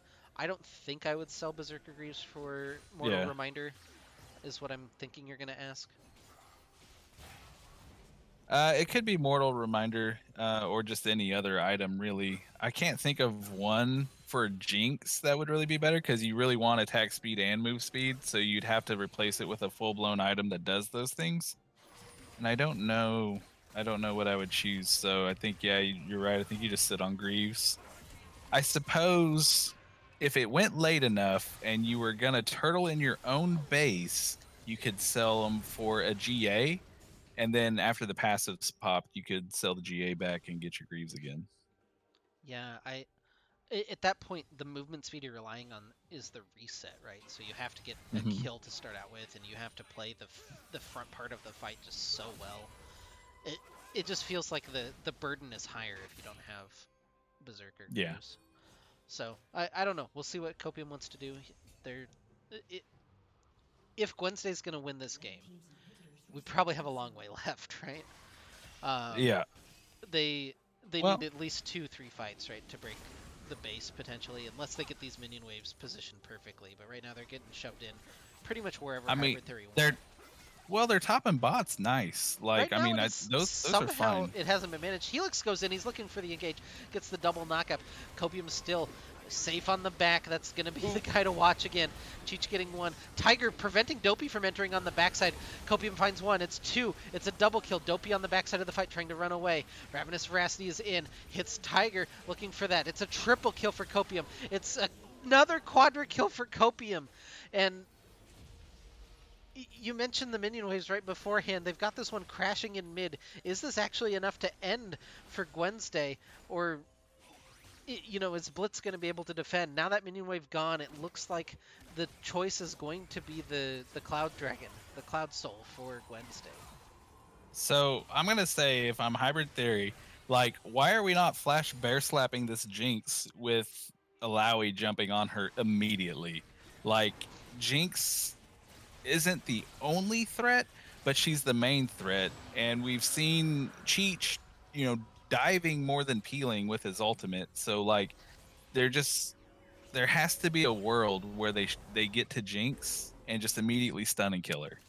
That has to happen, because Copium being allowed to auto like this is just, I mean, eventually he tears through them all. Obviously, we just saw it happen. So Yeah, I think that's accurate. I like even that initiation. It looked all right from Helix. He hit, 3 people with the pulve, but Copium wasn't one of them. And now getting caught yeah, trying to sweep vision as this Baron is available. Blast Cone trying to keep him safe, but it's just not there. Copium, again, still free firing here in the back. More autos coming through. Ravenous Rasty is low. Flux trying to walk forward. Copium playing his ranges so well. He's got a double kill. He's got a triple. The zap going to land onto Flex. It's a quadra kill again for him. He's trapped in the gravity well, yeah. but Blitz has nowhere to go. It's a pentakill for Copium. So again, it's literally almost the exact same thing, because some people might say, comp diff, you've got a Mumu versus a Nudir, but quite literally in the last 2 fights, we had a Mumu ult, the Alistar only, and then in this one we have a Mumu ult, the Udyr only. So he's effectively just as good as a Udyr at that point. So this is literally Copium just mad dogging these team fights, being in position to deal damage and not get murdered, and Hybrid Theory not trying to murder him. Like, literally, this is the play. Kill Jinx, win the team fight. You have the tools to do it because you have that C Cow Alawi and you have Flash Bear Slap. Like, that and Victor, Gravity Well on top of that even. You know what I mean? Like, they have to kill Jinx and they're not doing it. At this point, I'd like to see a Mumu build a Knight's Vow. It's not the best item statistically right now. I'm sure there's gold analysis on the ROI of the item and what it's worth, but whenever you have a 27 and 4 and 5 Jinx, you just build a Knight's Vow and put it on her. Yeah. All right. Veracity, also full build, right? We're getting close on Victor. We're getting close on Jin. Like, this is getting to the point where the gold just doesn't matter anymore, and it's just going to be about how you play the fights. The farthest person I think is probably Tiger. He's on 4.5 items right now, but he's still a threat in and of himself. He's got the Blighting Jewel to help chip through some of this MR. Like, 2 and 10, like, ignore the scoreline. He can output some damage if he needs to. If HT CC kills Jinx, they win. If Cheech gets anything more than a one-man ult, they win. Yeah, oh my god, Helix just getting chunked through. It's going to pop the Jin ultimate just for a little bit of safety. They get the stun onto Ravenous Veracity, trying to pull in the Alawi to start off the fight. Copium still just free firing on the back. 2 kills already, kiting back away, but he gets taken down. He's finished off at the end of the fight. Cheech and Tiger forced away. Oath is here for the collapse. He gets stuck in the gravity well, taken into his Guardian Angel. Flex and Blitz trying to play this as tightly as they can, but the Miasma is going to stop the advance of Hybrid Theory, and Oath will live for now. Oath? Oh my god. If he hit that tornado, Blitz is just gone. You could see it in his eyes. Oh, he wanted it so bad. Oath is also full build. He doesn't have a pot, I don't think. I can't... I have Hey, trouble shout out to seeing. B-Pots Yeah. for not building Moby Boots. Hopefully Helix doesn't do that anymore. He did get a Knight's Vow, though. Not really the same situation. You know, you don't have just Giga Fed auto attack or just damage dealer. You know, I guess maybe you put it on Alawi, but I don't know. I think there are other items right now that could give you a little more return than just building a Knight's Vow. Because you just have more of your damage is distributed amongst other champions, not just one. Yeah. Dopey has a Flame Horizon. I'm sure that that's really critical to what his champion's doing. Yeah. Yeah, once you get 100 CS ahead, it puts your flash on a shorter cooldown. Maybe, I don't know. That'd be kind of neat. There should be some reward, you know. I am the anti-Captain Jack. Yeah, I wasn't gonna say anything about that, but I couldn't have. I would have messed it up too. So Yeah, at this point, you know, knees weak, mom spaghetti. yeah,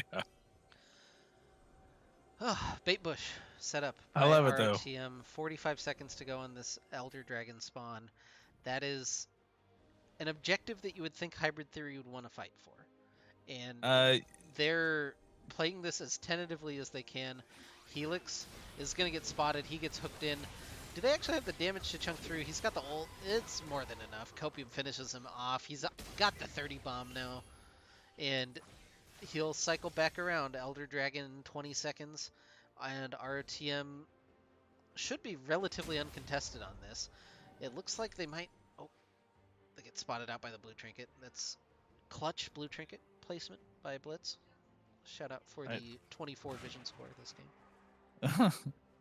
I hope. I don't know. I'm gonna hold off. Yeah, Veracity gonna get engaged on, get slowed up. Oh, there it is. There's the two-man ult that you were talking about. Copium on the backside, just getting to free fire and now running back through the fight. It's a double kill for Oath. He's chasing down Blitz. The last one left alive for Hybrid Theory. Oh, B-Pots just dies in the Chaos Storm. It's fire in season for Blitz, but he's not going to be able to find too much.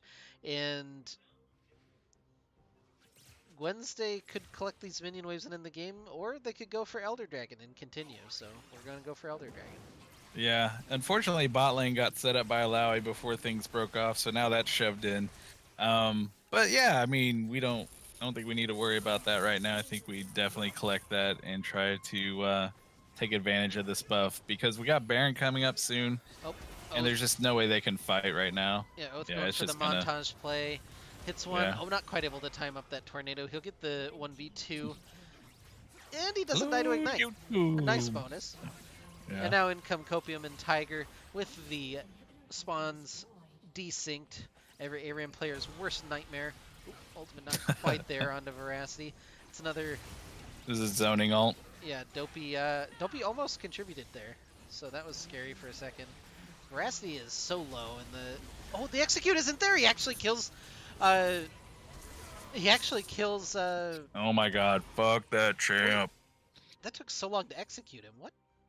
Yeah, I don't know, dude. I don't even know. I just know that if you ban Alawi, you don't have to deal with that. I interrupted my exclamation with another exclamation. Dopey should be in execution range right now. Like, he gets hit by an auto attack, he dies, I'm pretty sure. But yeah, this is Baron 4? 1 for Hybrid Theory, 2 for RotM. Yeah. I would also like to just make another one more quick push for Knight's Vow, being that, like, well, wait and see what happens here. Oh, the stun from Tiger, turning it onto Dopey, and Udyr is very useful and very interesting. Cheech is on top. They're gonna execute Victor. Tiger finally gets to pop off in a fight. He gets a double kill. He's gonna fall on the backside. Cheech trying to fight with Blitz, but now the Elder buff is gone. Not really willing to continue. And it's Baron buff, I think, just on Cheech now. I think he's the only one that has it. Yeah, Copium doesn't have it, and Oath doesn't have it, so now we get the rare let's huddle around a Mumu gameplay and push lanes. he. This is this is how you get friends as a Mumu, right? You get to be the only one with the Baron buff. You get friends. I think that's fair.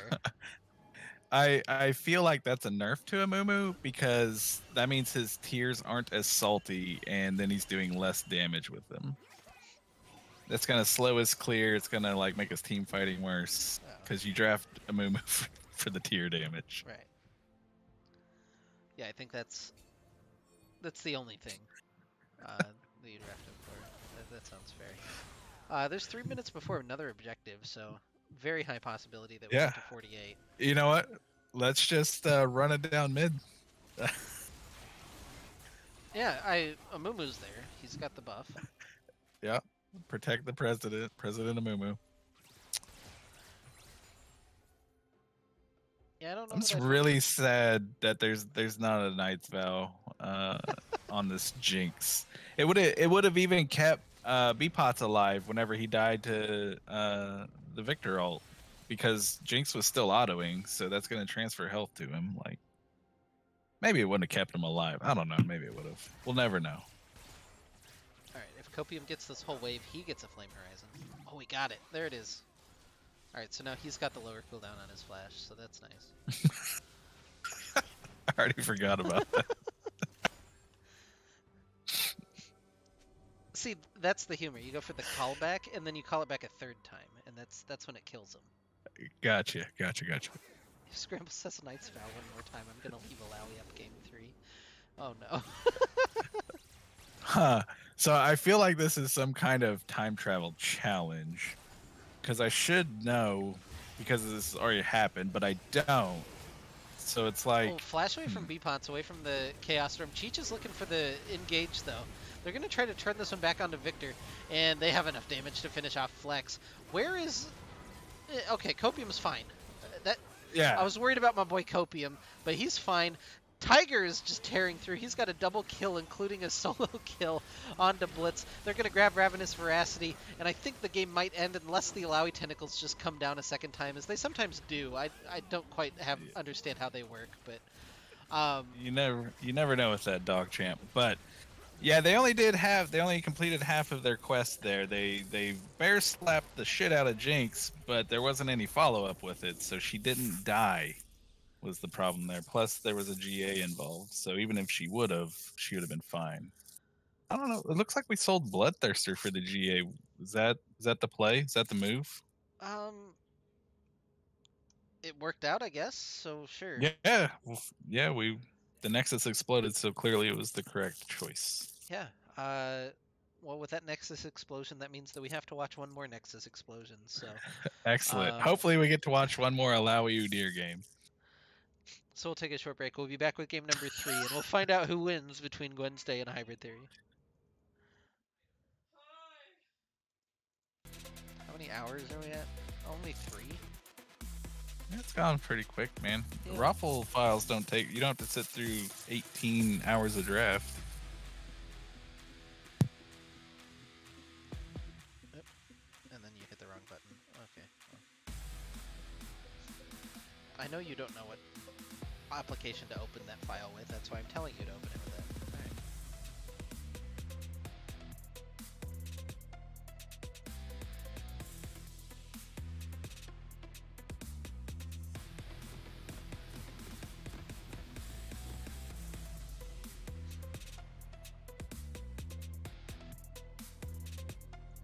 I haven't eaten dinner yet. Dude, my wife just brought me this big ass sandwich too. Like, yeah, I'm just like, oh my god.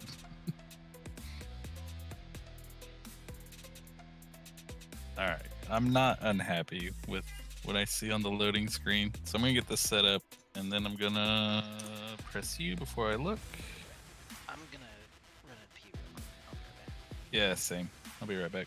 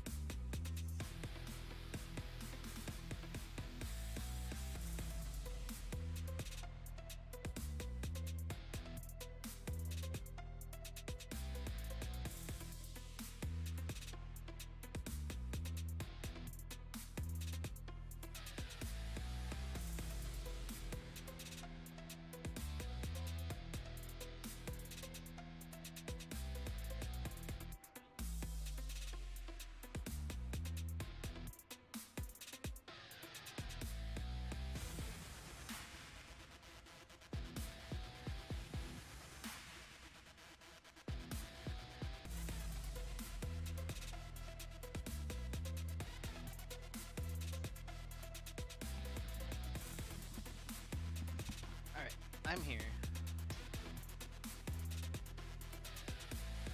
I don't think we have scrambles yet.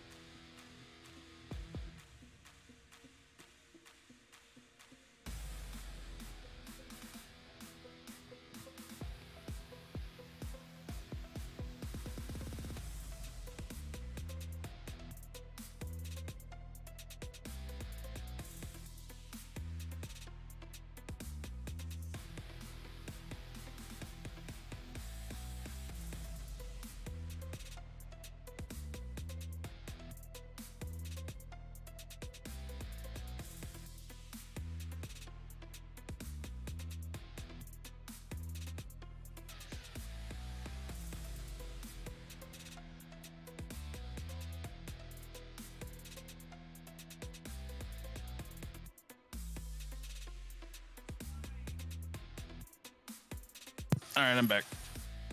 Welcome back. Thanks. All right. You ready for some sick League of Legends action?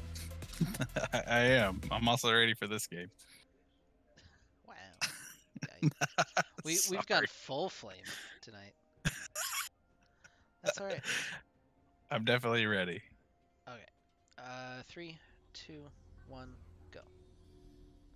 I am actually ready for this game because there's not an Udyr or a Lowy in sight.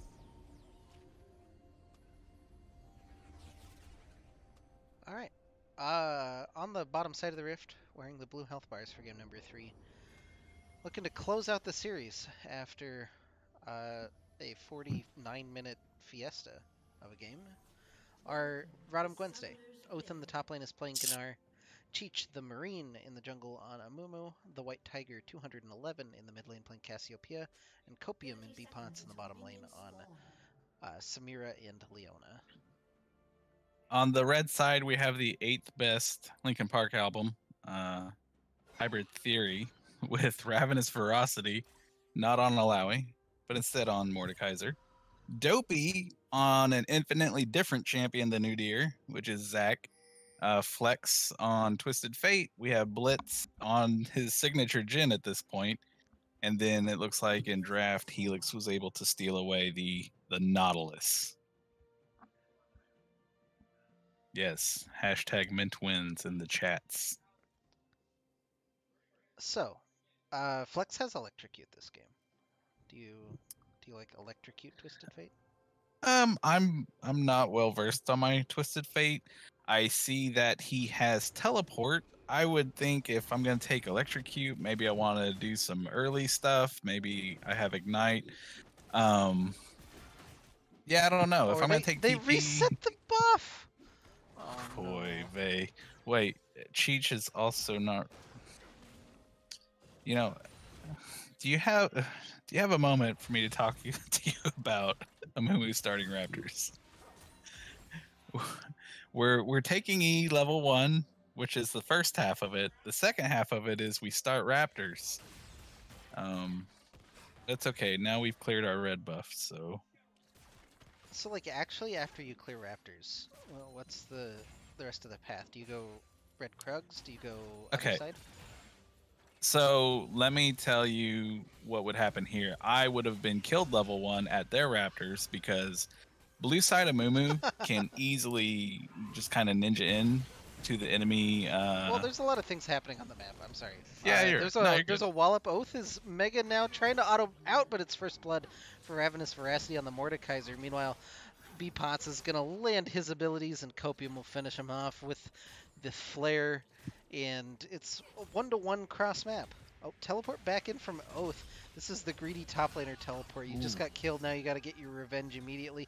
Oh, he lost his boomerang, but he's got the hyper procs. Ravenous Veracity, though, hit level 3. He's got the extra ability, and Oath has fallen for the classic blunder. You can't fight a land war in Asia, and you don't teleport right back into the lane and try to kill the guy. Not when death is on the line. Yeah, that who among us, right? Um, but yeah. Anyways, real I, quick, I mean, Amumu, really, like Stardy. that is like Go the ahead. thing that you do as a top lane. Like, you Yeah. need that No, range. 100%. Anyway, You're already apparently a degen for playing top, so yeah, you just full on, just full blast into it. Moo Stardy, do Raptors, go to the red buff, take that. You can do Krugs if you want, but I would go to Wolves and clear my blue side. Also, combo your blue and your Gromp together. It's super easy with them.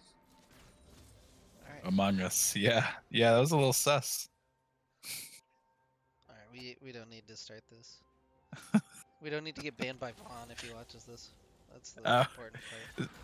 Wait, so Vaughn's not an Among Us player, There's a or wasn't, specific or just GIF that was very popular in our server. uh-huh. That if you post, you will get blocked by Vaughn for put in quarantine for a couple of weeks. So don't do that.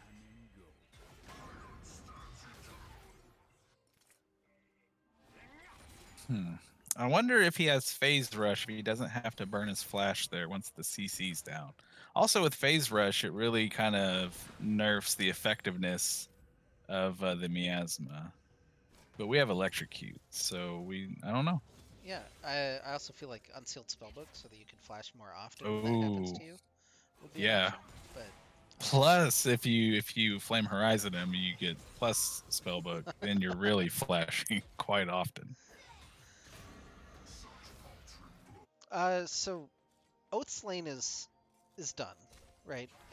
If assuming that Ravenous Veracity plays this out in a normal manner, you get these 2 kills, you get the teleport off the enemy top laner. He shouldn't be allowed to play the game at any point No, for the next 5 to 10 minutes. Mordekaiser should just be running train on that lane right now. Like the unfortunate thing, honestly, if I'm HT at this point, I'm taking Dragon as soon as possible to get that crappy Cloud Drake off of the map, so something good can spawn, and we can start Dragon stacking towards Soul. There's just no reason to even look top right now. Mordekaiser should be able to handle that with his eyes closed. Yeah, he should just freeze, and that wave should take literal years to actually go back to Oath. He can maybe get a couple of minions here and there with his boomerang, but that's going to be the extent of what he's allowed to contribute for a while. And like, it's not a position where you can even go up and gank and break the freeze. Like, this is full-on top lane misery, unfortunately. Yeah. For Oath, it is a state that I'm in. I don't think he's in. No, I'm pretty sure he's a state over. Yeah, Mord can just thin this wave a little bit that he's got in front of the turret and just keep it right there, like all day.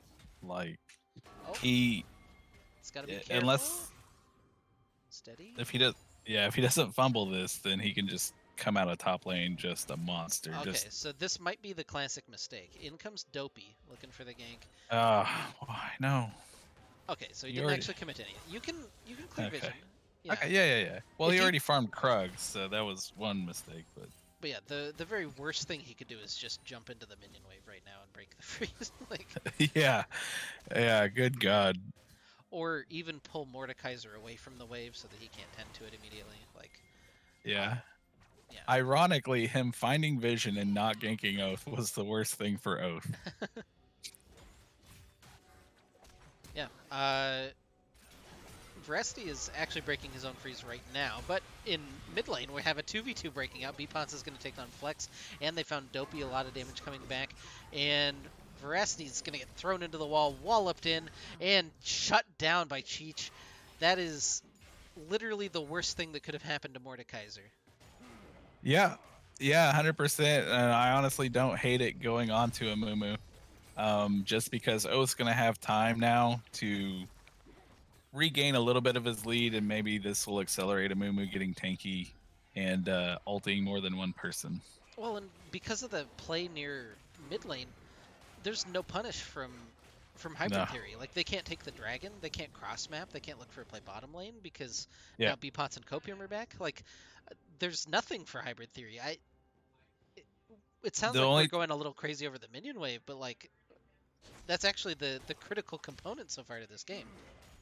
Yeah, quite literally right there. We could have taken Rift Herald on spawn, barring Mordekaiser just randomly walking down river. That would have been free, so free, and then take I plates think off of mid or bot. you have to be worried a little bit about the gate from TF plus Mordekaiser like walking in with Brazil. True. Like I think there's enough that it warrants not going for the objective, and it's actually going to be hard for Gwensday to go for objectives because like the ability to move cross map with flex and even dopey kind of to an extent, like can fly over unexpected walls, plus like being able to segment fights with Mordekaiser. This is actually a really difficult team comp to play isolated against. Like once we get to 5v5 team fights, Wednesday has a super easy time. But Yeah. until then, why is Helix level 3 by the way? You know, he wanted to hyper level his Jin, so he's graciously stood outside of XP range. So I don't know. I have no idea why. Like I didn't feel like he got roam stun. He died near No. mid lane. No, he died in bottom lane early. Yeah, I have no idea. I mean, he literally just must be pacing around bot lane outside of XP. That's the only thing I can think. Oh yeah, there he goes Because to go do more vision. yeah. Meanwhile, Zach's farming Krug. Stop. Also kind of weird that they went for Jin Nautilus and went for Cleanse Exhaust. Exhaust is probably the right call against Samira, but I don't know about Cleanse. Maybe Yeah, I mean, there's so much CC. You know, what are you gonna cleanse? You're gonna cleanse the Leona stun into the other Leona stun into the third Leona stun into the Amumu stuns. Like, there's cleanse, so it's gone. It allowed him to flash out. True. I mean, it allowed him to flash out because it wasn't stacked Oath super didn't get tight. that wall up in tower range. That might actually make the difference there. Yeah, the shield is huge for Ravenous Veracity, and somehow this is going to allow Gwensday to take the dragon. Yeah, cool. I feel like if the oh, he's gonna die at Rift. He started that way too late, I think. Yeah, Oath getting dove. Ravenous is still going for this. He's very low, and the Boomerang's going to trade that one back. That's actually a pretty good trade by Oath, and the rest of the squad getting found out at the Rift Herald, and it's a Wednesday party. Yep. Oh, very nice of Beat Pots to donate that over. No threat of the Zach Blobs escaping, so he's able to donate that one. Yeah, 6-3 for Gwensday. They're up 1,500 gold. This is probably the most comfortable they've felt at any point during the series. Yeah, games 1 and 2 were bangers, man. And right now, I'm not gonna say like this one's more level-headed and controlled. It just seems more, at least more methodical. So, some issues, right? Veracity is the strongest member. This is the first Destiny gate that we've seen from Flex, and it's to go back to mid lane. Wow. And like, I don't know how popular TF is in the gold elo, but like, it's like Nocturne, right? Your first ult actually pretty much just determines how your game goes.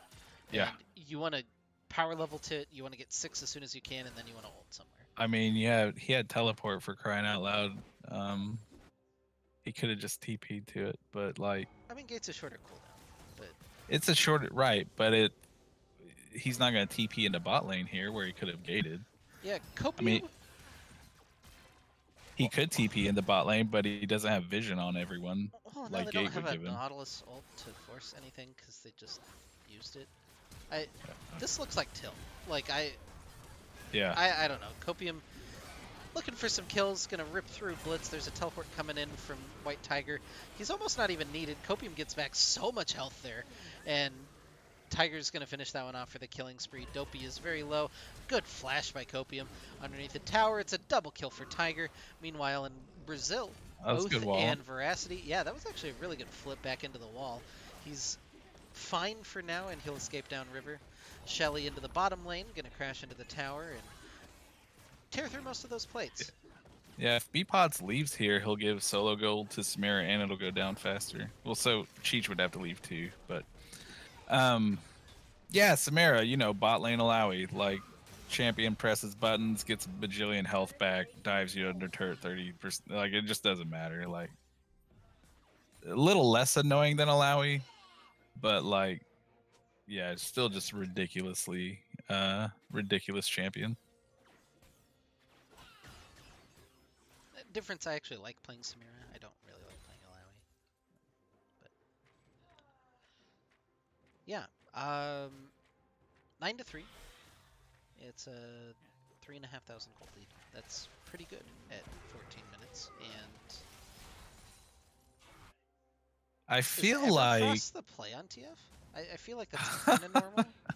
Yeah, I mean, you could gold card into Everfrost is Everfrost is fine, but like you, I don't still know, don't know why man. you went electrocute to combo with your Yeah. Everfrost. Yeah, you know, to 'Cause just now really you make can- it pop. Yeah, because now you can gold card wild card Everfrost for the electrocute prep.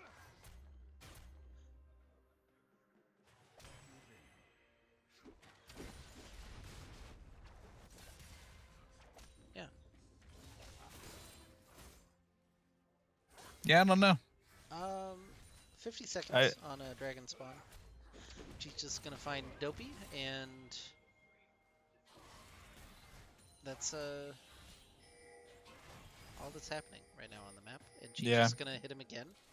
Well, they Third pushed damage top in, Sasha. and now they're coming down for the Drake, and they're gonna force the fight early, which is smart.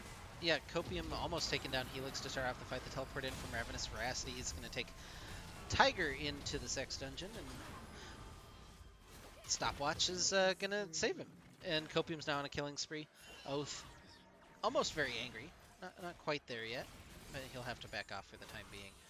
And Okay, that ult I support. If you one man ult a reasonably fed Mordekaiser, who's just fighting your carries, totally worth. Ever since Amumu didn't need 2 charges. When they changed it, it's not a root anymore. His ult just a whole ass stun for like 2 seconds. Like that's ridiculous. so I thought it was weird. So it wasn't ever a root. It was its own thing, because you could cast any abilities that weren't movement, but you couldn't auto attack. Yeah, that's weird too. Which is different from like every other route in the game, where you can't auto attack. There was a very subtle difference. It was its own type of Yeah. CC for the longest time. Just like Polymorph is its own type of CC. Only one champion has that. Anyway,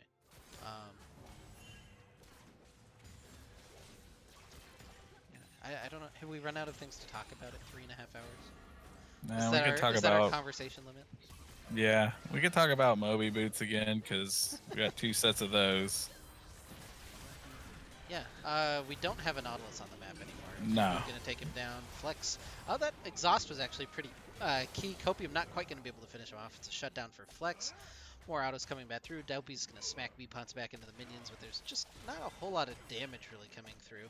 Cheech feels relatively unthreatened as he flashes forward with a triple for the Sad Mummy. B-Pots finishes one, Tiger finishes another. In comes Ravenous Veracity to pull Tiger into the Death Realm, but he's got his Zanyas if he needs to. He can kite this one out. He's actually just straight winning the fight. He didn't need to worry about the Zanyas, I think, at the end of that one. They do eventually take down Cheech, but that was a huge curse to the Sad Mummy. Yeah, absolutely. And we don't need to see those every time, but like it was nice to see that one there. That was massive. Yeah, and Oath, meanwhile, got some minions. He got a turret to himself. He's doing it. Man, Helix is just confusing me. Like, where are his items? He has nothing, and he doesn't have sweeper. Like, is this just boom? Oh, Helix? Yeah. I think he just actually doesn't have any gold. Oh, Copium trying to win while the gold card, but There's the electrocute damage, the big chunky proc, but Copium's still alive. He heals back up everything. Yeah. He'll Okay, dash wait. in for the double kill. Here comes Oath over the wall. He finds Dopey and Ravenous Veracity on the other side, and then he's going to take a blast come back out. Meanwhile, there's a Jin ult, and nobody cares, apparently. Type in chat again how that's not bot lane Alawi right there. Like, that was ridiculous. Legit no health, presses R, all the health. Yeah, so my man Helix has 3,200 gold to his name. He's probably bought like a handful of pink wards. Well, So he's just like, he's just poor. there's got to be something else we've missed. Like, if I cared about Helix, I would really go back into this replay and see what has happened to him to put him in this game state, because, like, something's gone awry. Yeah, Tiger just killing Veracity inside his own copy of Brazil. It's got the pocket dimension to Brazil.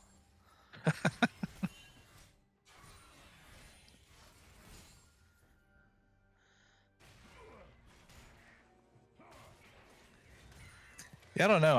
I'm not going to take away anything from Gwensday. I'm just gonna say I feel like HT's just not here. It's not like game 1 or game 2. Like, if this were a 5-game series, by game 5, you know, what are they doing? Like, It's kind of weird because it feels like they effectively drafted answers to some of the things that they were having trouble with, and then they just didn't use any of them. yeah. And Maybe yeah. maybe this is just more of a confirmation of playing champions and win conditions you're familiar and comfortable with are probably stronger than I don't know. Stronger than playing something you feel like you said, like, they have tools to answer things they had issues with, but they haven't used them right. So, like, they don't have those tools.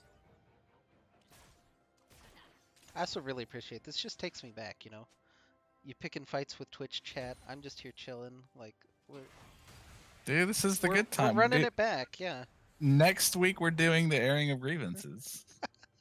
And people can talk about how they're mad at me and misquote me all night. Things I didn't say that they think I said. Yeah, as long as we don't wind up with repeats of some of the other things that happen, I'm relatively okay with it. I don't even remember at this point. Oh wait, no, I do remember. Yeah, but the reason we that couldn't do it wasn't again. us. Yeah, for sure. That wasn't us. That was just asshats who, like, couldn't handle, you know, being given, you know, just a small amount of rope without tying it around their own neck. Like, yeah. Anyway, we're dropping Sheila in top lane, and Oath is fine. I'm pretty sure he's fine. He's gonna lose that top lane tower. We'll see if our team can really answer this one. Yeah, Hybrid Theory just not committed to that push. They're not, you know, super invested in it. This 1v1 actually just goes the favor of Tiger, I'm pretty sure. I maybe it's close. Okay, he's got the kite. He's got the stopwatch. yeah. Yeah, Tiger is huge. He's 7-0-3 right now in the Cassiopeia.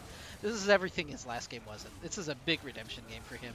Copia, meanwhile, continuing his pop-off. He got his confidence off of that last game, and he's also killing a lot of people. Press B and go to Baron. No, spend your gold first, please. It's probably fine. They're all dead. Yeah, it's fine. I mean, Mordekaiser might be up and can TP in, but maybe he kills one of them. Where's he gonna teleport to? There's a ward. Never mind. There's a ward. I see a ward. Yeah. Okay. I didn't think they had a ward. I'm blind to things that are on red side because they're a color that doesn't exist. A colorist, I see. Yeah, that's a term for it for sure. Like, yeah, it's definitely like a choice and not a disability for sure.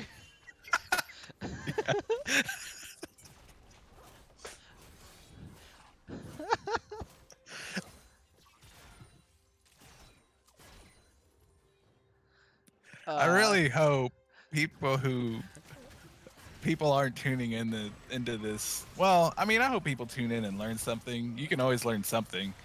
But at the same time, like I exist to try and make Maris laugh. Like most of what I say, that's the objective.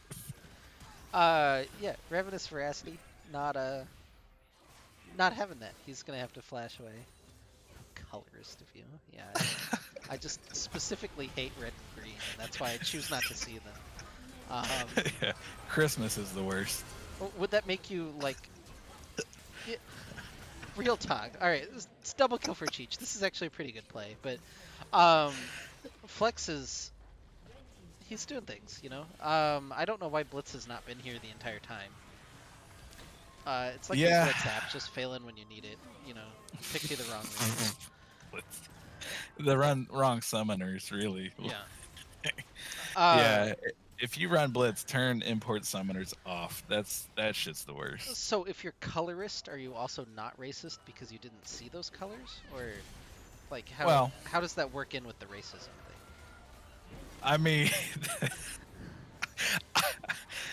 now I really got to think about this because I was just trying to be dumb. But so if you're colorist, you're asking if you're colorist, are you just default racist, or are you not racist because you don't see colors? Right.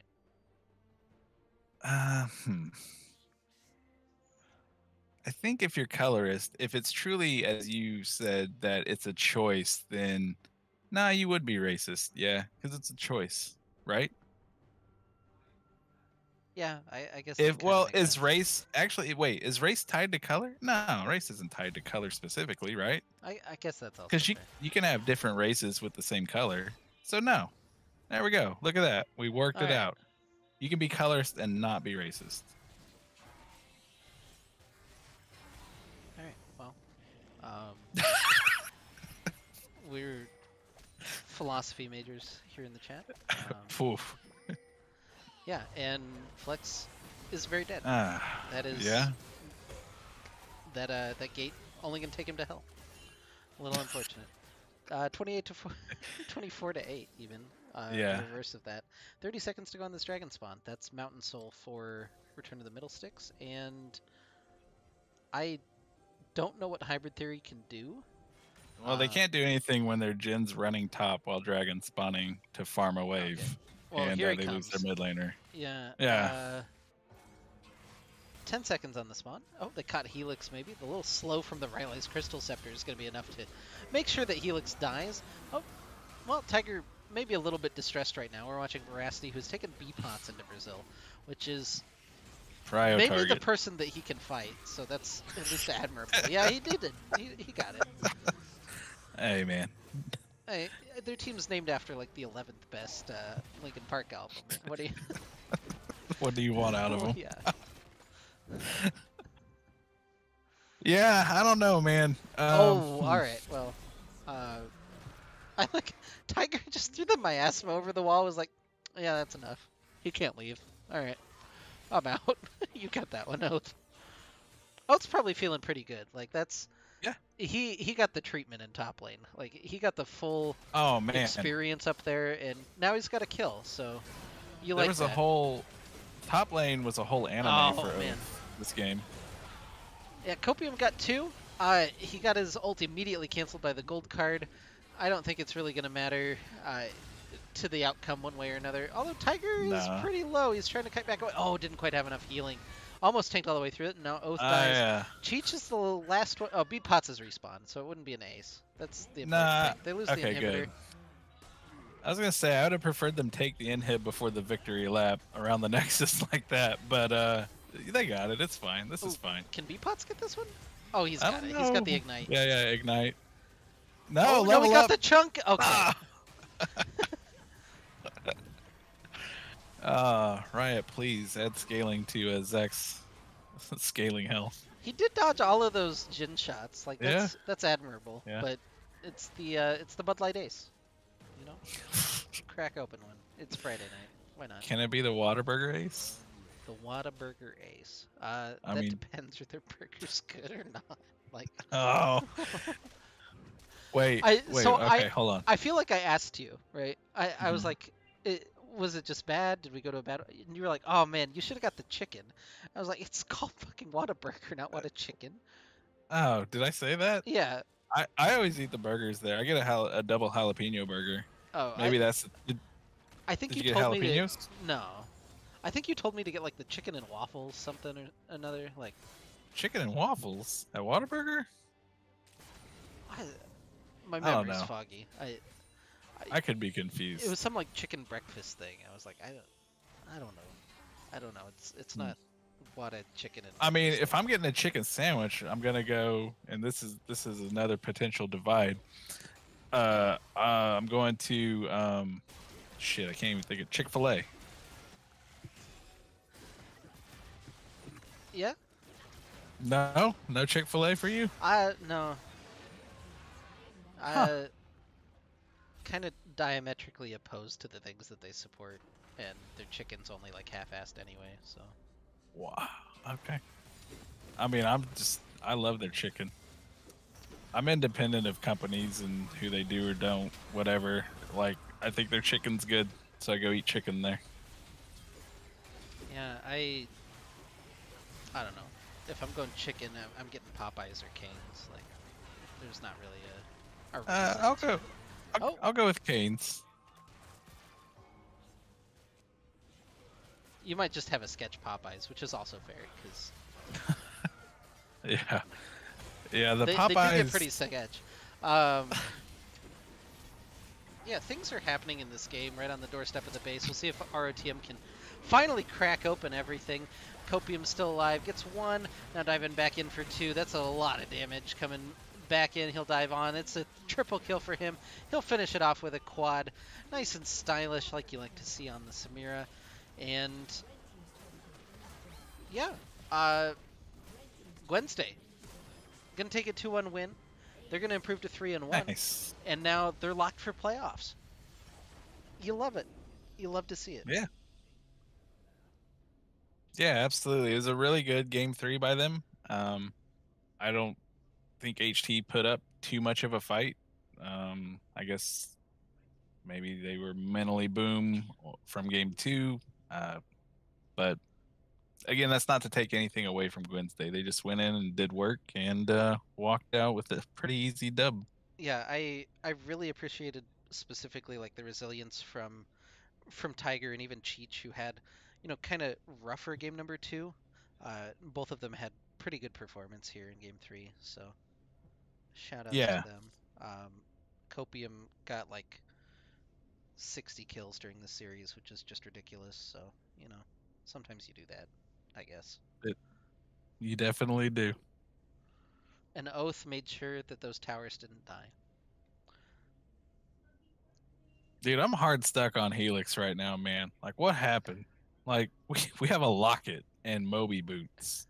He finally bought a sweeper, but like, Jesus. All right, that's gonna do it for the cast tonight.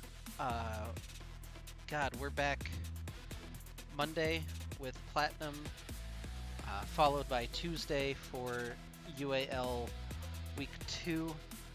Unfortunately, didn't get the Week 1 because the team just decided that they were no longer going to exist on the first week of the season. So, the re-debut of the UAL team. But we'll see you guys on Monday for Crowstorm and Darkwind. For now, I'm gonna send you to go watch Aikado because he's still streaming.